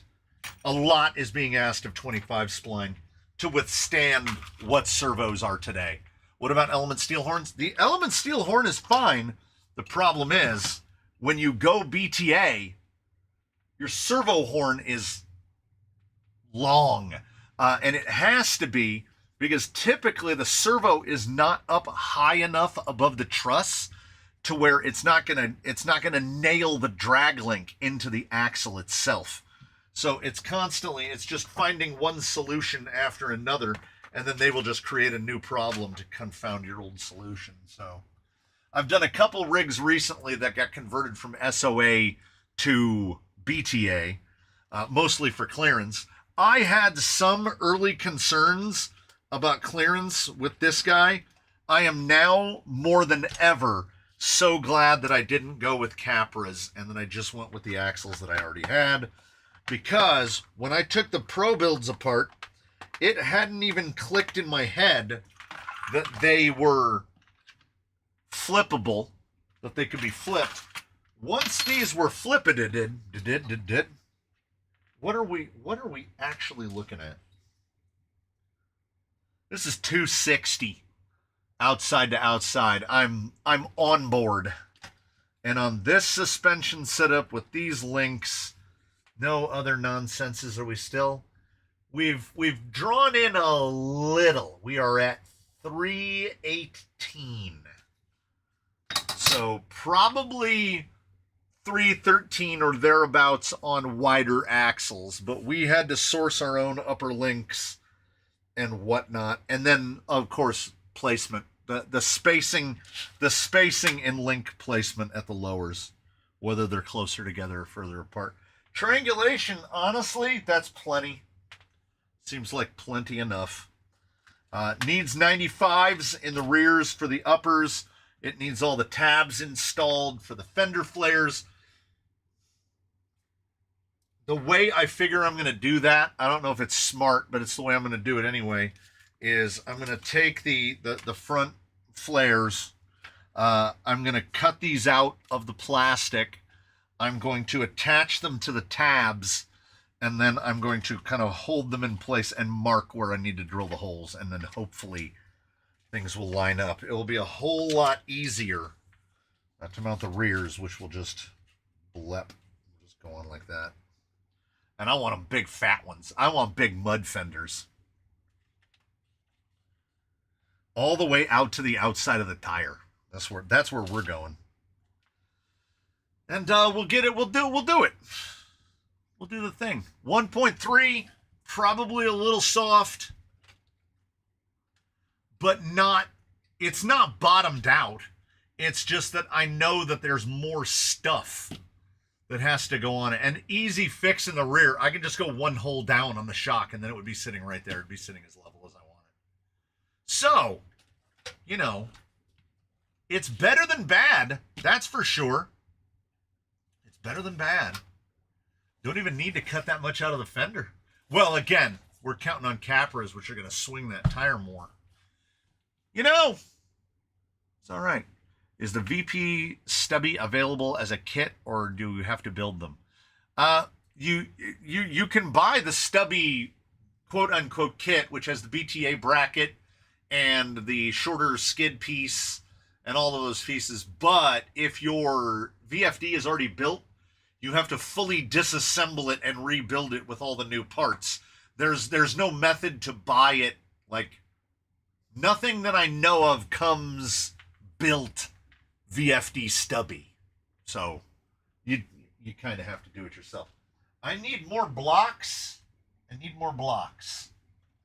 For now, we will use uncrushable foams.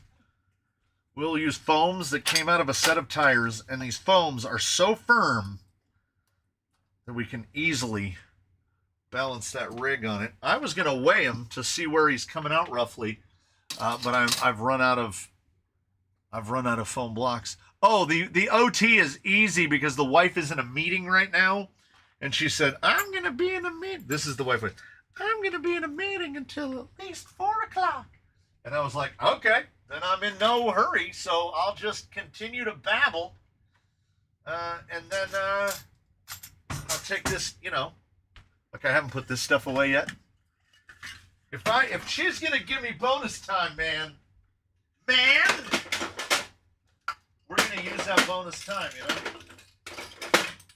If you guys could see the spray paint drawers, you would either be in awe or you would be horrified. I don't know which. Maybe a little bit of both. I have to assume. Just pick a round number. It doesn't have to be accurate. But if you're just guessing, how many cans of spray paint are in your house, workshop, garage, whatever? How many cans of spray paint would you say that you have at any given time? Just give me what's the running average?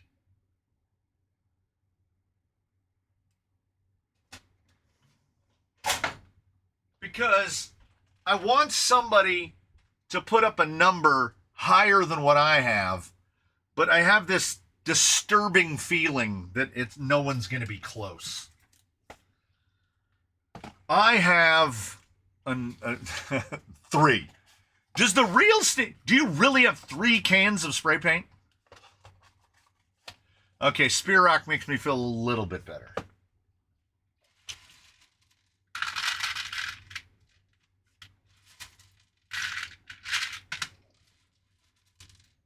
Hizzies, okay. We're starting to pick up traction.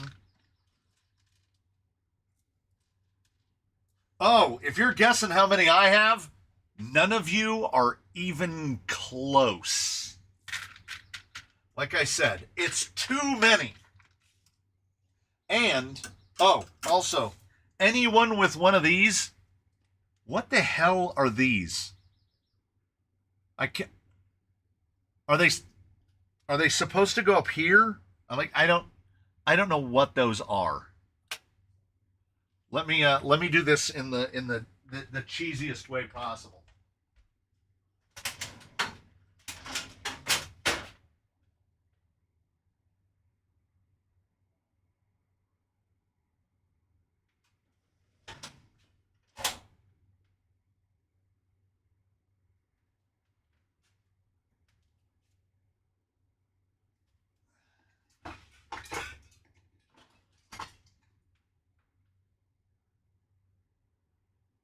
Some of these photos I'm taking and I can't see, so let's see. Okay.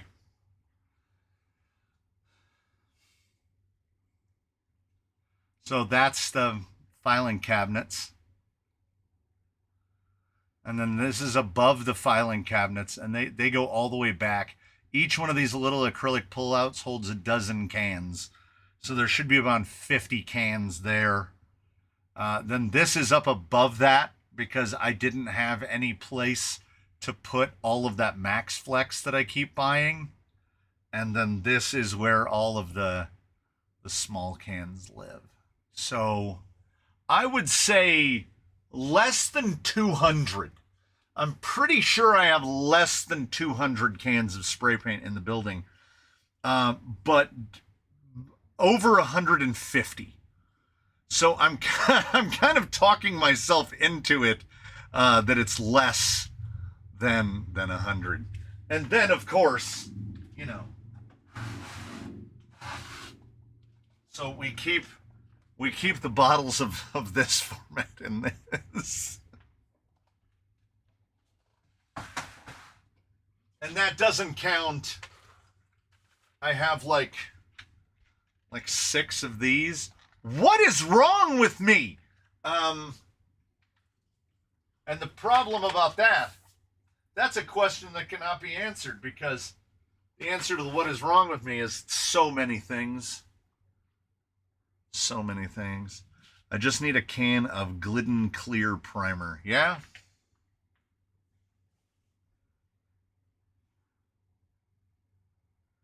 The matte clear, their matte clear is pretty good. It's pretty good. It's not the best matte clear, but if you're just using it to prime Lexan so that you can paint it with something else, then it works. It works just fine. On the vertical part of the side rails. On the other side of this,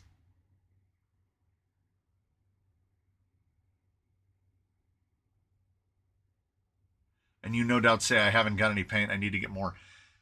I need a can. I need a can of black, because I keep backing bodies, and I back all my bodies with black because I don't like when the sunlight shines through them. So I need to buy another can or 2 of black, and as well as silver, because when I'm going to do a patina job, I do silver as a base and then go over it with the other color. 150 cans at $9 is over $1,300. Yeah, I wish all the cans of paint were only $9. Some of those cans of paint in there are $15 a can. This is California, one must remember. Oh, okay. So they go on the other side of that. All right, that's good to know. That's good to know. So like a stiffener, so it doesn't rip out. All right, I'm good with that. Coast, drive. Coast, drive. Yeah. I'm feeling better about it all the time. Screw to the hole on the side and gets bent around the horizontal hood bar. Ah, okay. All right. I have 6 cans of PS55 and around 30 bottles of Auto Air Wicked Colors. An airbrusher, I see. I have airbrushes. I haven't busted one out in a while. The kid is finishing up on one of the art car bodies, and I might bust out the airbrush to just do some little detail work on it, because the kid is doing a hell of a job on that. So I want to put my mark on it as well. Which part of California? The southern part. I am in the Inland Empire of southern, scenic, sunny, hot Southern California, where winter was canceled. We began spring in November, and we are currently in the middle of summer, as it is in the 90s. It says 92, which means about 95. It's great. It's great. I've only kept one, and it rattles around right here. Somebody mentioned keeping the marbles, and that reminded me. Look how pretty it is. Look, Charles, a purple marble. Are you doing that brushless winch setup too? Well, I don't know what the winch is going to be, because I have that PureTech motor, which some people are saying is too high of kV, and then I don't have an adapter sleeve to adapt 2.3 to 3mm, and then the gearing inside the gearbox is 32 pitch, and I don't know if you can get a 2.3mm bore 32 pitch pinion. I will look around the internet. So this is blue. I will look around the internet to see what I can find. Yeah, well, no, marbles aren't that hard to eat. You just swallow them whole. How about getting the kid to paint that rig? I mean, I could. They don't know who it's for. I could be like, I need you to paint this. And they'll be like, but paint it how? And I'll be like, I don't care. And then we can hand it off. I wonder, do you think it's extricable? Well put together? What do I keep getting caught on? That was the servo. Answer to my own question. Oh, no, not without taking those pieces off. Future me's problem. Yeah. Maybe we'll turn it over to the kid. They got paint pens. Who's it for? Me. I'm in Northern California. I went down there for pulling under the fire. Have you been? Yeah, twice. I went in 2025 and 2024. And provided that Horizon hasn't gone bankrupt by October, I'll be going in 2026. Look, everything is not a giveaway, you hounds. Everything is not a giveaway. We give away a lot around here. I'm not giving this away. And here's why. I've never even gotten to drive it. It has been an arduous process to build it. And what you're looking at right now, incomplete, is like $800. That's without the winch. That's without any of the additional stuff. Just what is in front of you right now is like $800. If you guys want to put Pro Elites and megalithics on Boom Racing Pro builds, and if you want to do all of that stuff, you are absolutely free to do that. But I give away, I don't know what you give away, but I give away RTRs. I give away things that are ready to run, and ready to runs don't come with AG FRC 62 kgs. They don't come with Fusion Elites. They don't come with megalithics and pro builds and all the brass added to the wheels. That is for other stuff to do. I give away RTRs, and sometimes I give away full rigs, and I know Curtis hasn't been here today, but the van is still here. If the van is still here during the April giveaway, I guess we're just going to give the van away again. Because it'll have lasted 2 full calendar months in between being given away and being picked up. Because if memory serves, we gave it away did we give it away in January or February? One of either way. It's been here at least a month. Lights in the front grill. Well, there is no grill. There is this little spot. I could. If I have a little light bar that fits there, I'm definitely into overtime now.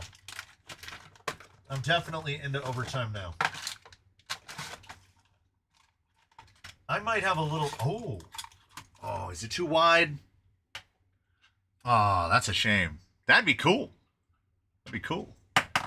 Would you send a giveaway to Germany? If you would pay the shipping on it, yeah. That is the sticky element, which apparently I haven't been clear enough about in the past, which is in order to win, you have to be present in the live stream, you have to be a channel member, and you have to pay shipping, because I'm already giving away $400, $500, $700 worth of rig, and I can't, don't make me pay to ship it too. So we're past 4 o'clock. We're 450,000 frames. Yeah, space is definitely at a premium. Yeah, it has to be under, not just under 70, but under the width of the nuts, because I don't want to deal with when you tip it forward like this, the lights try to hit anything. It's going to have to be a pretty small bar. Yeah, but behind the cage bar is the chassis rails. So they've got to fit inside that. So, next week, that guy was, I'm a Toyota guy. Next week, you guys, we're gonna CYOA again. We're gonna do choose your own adventure, and all of it. I'm gonna get out the bin. I'm gonna get out the bins of stuff, and we're gonna choose all of the bits for the April giveaway, which looks like it won't be the second week. It looks like it'll be the 3rd week of April, because we haven't even picked parts, much less started doing it. What are some spoilers? Well, you already saw the Ford. You already saw the Origin. Trail burners are tomorrow. The Mantis is Sunday. You know, the usual stuff. I'm trying to avoid, if we live in Stouffville, when could we pick it up and crawl your cross with you? 100%. People who say that they'll come and pick it up, 1,000% better. 1,000%. If I don't have to ship it, you didn't see it? So, it's the Ghost Ride on Sunday. And it's in a completely different form in its Ghost Ride than it is here like this. So, we'll be working on a Mini at some time in the near future, whenever the parts become available to do it. I have to finish that build for the wife's half cab.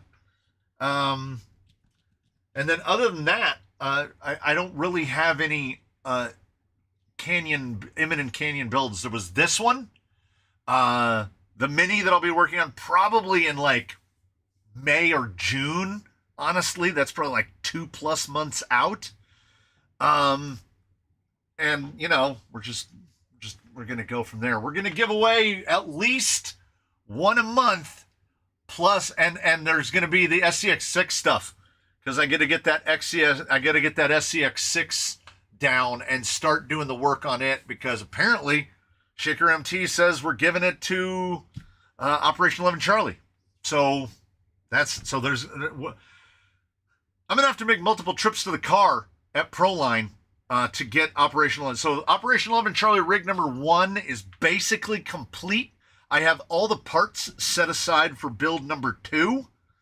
Hey, an assumption with the 5. The real late 5, usually we would be done. It's 4:10, so apparently her meeting has gone a while. How is the board looking? Do you have time for a couple more tire tests? I actually do. Tire tests are down to, we've got like 3 sets. I finally caught up on tires. And as far as I know, I don't have any tires in the body. Zimba, the Charisma body is going to go on a giveaway build. I don't know if it's going to be a giveaway for Operation 11 Charlie or for one of the monthly builds, but it is going to be paired with the axles that Miata Commuter sent in, because they are quite narrow. And it's probably going to get bounty hunters. So it's going to be a full little tiny, it's going to be cool. It's going to be cool. C-channel, I was thinking about Leaf, but then I saw their crazy 4-link adapters. They're like a little swoopy truss for the link mounts. So it's going to be like a short travel little 393 fitted rig. It's got the pumpkin over on this side, chassis mounted steering. It's going to be a cool little guy. So that's one of the builds. Like I said, next week we'll get into all the different builds. There's a couple. I've been accumulating random carbon fiber chassis and all of this stuff. So we have multiple builds that we can decide will be the one for April. And while we're at it, you know, I'll farm y'all. A gentleman, I put the sticker out here somewhere. Tiny Truck Therapy. He sent in a bunch of stuff in a massive box that is going to contribute to multiple giveaway builds. So we've got all the stuff. We've got so much stuff to do, everybody.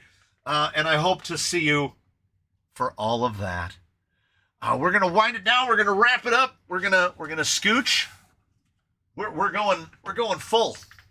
Bosh, bang, bow, pow, bang. Thanks so much, everybody. Thanks for all the donations. Thanks for all the people who've been here. Thanks for all your help and your ideas. Painted some colors. Who cares? Is at 56%.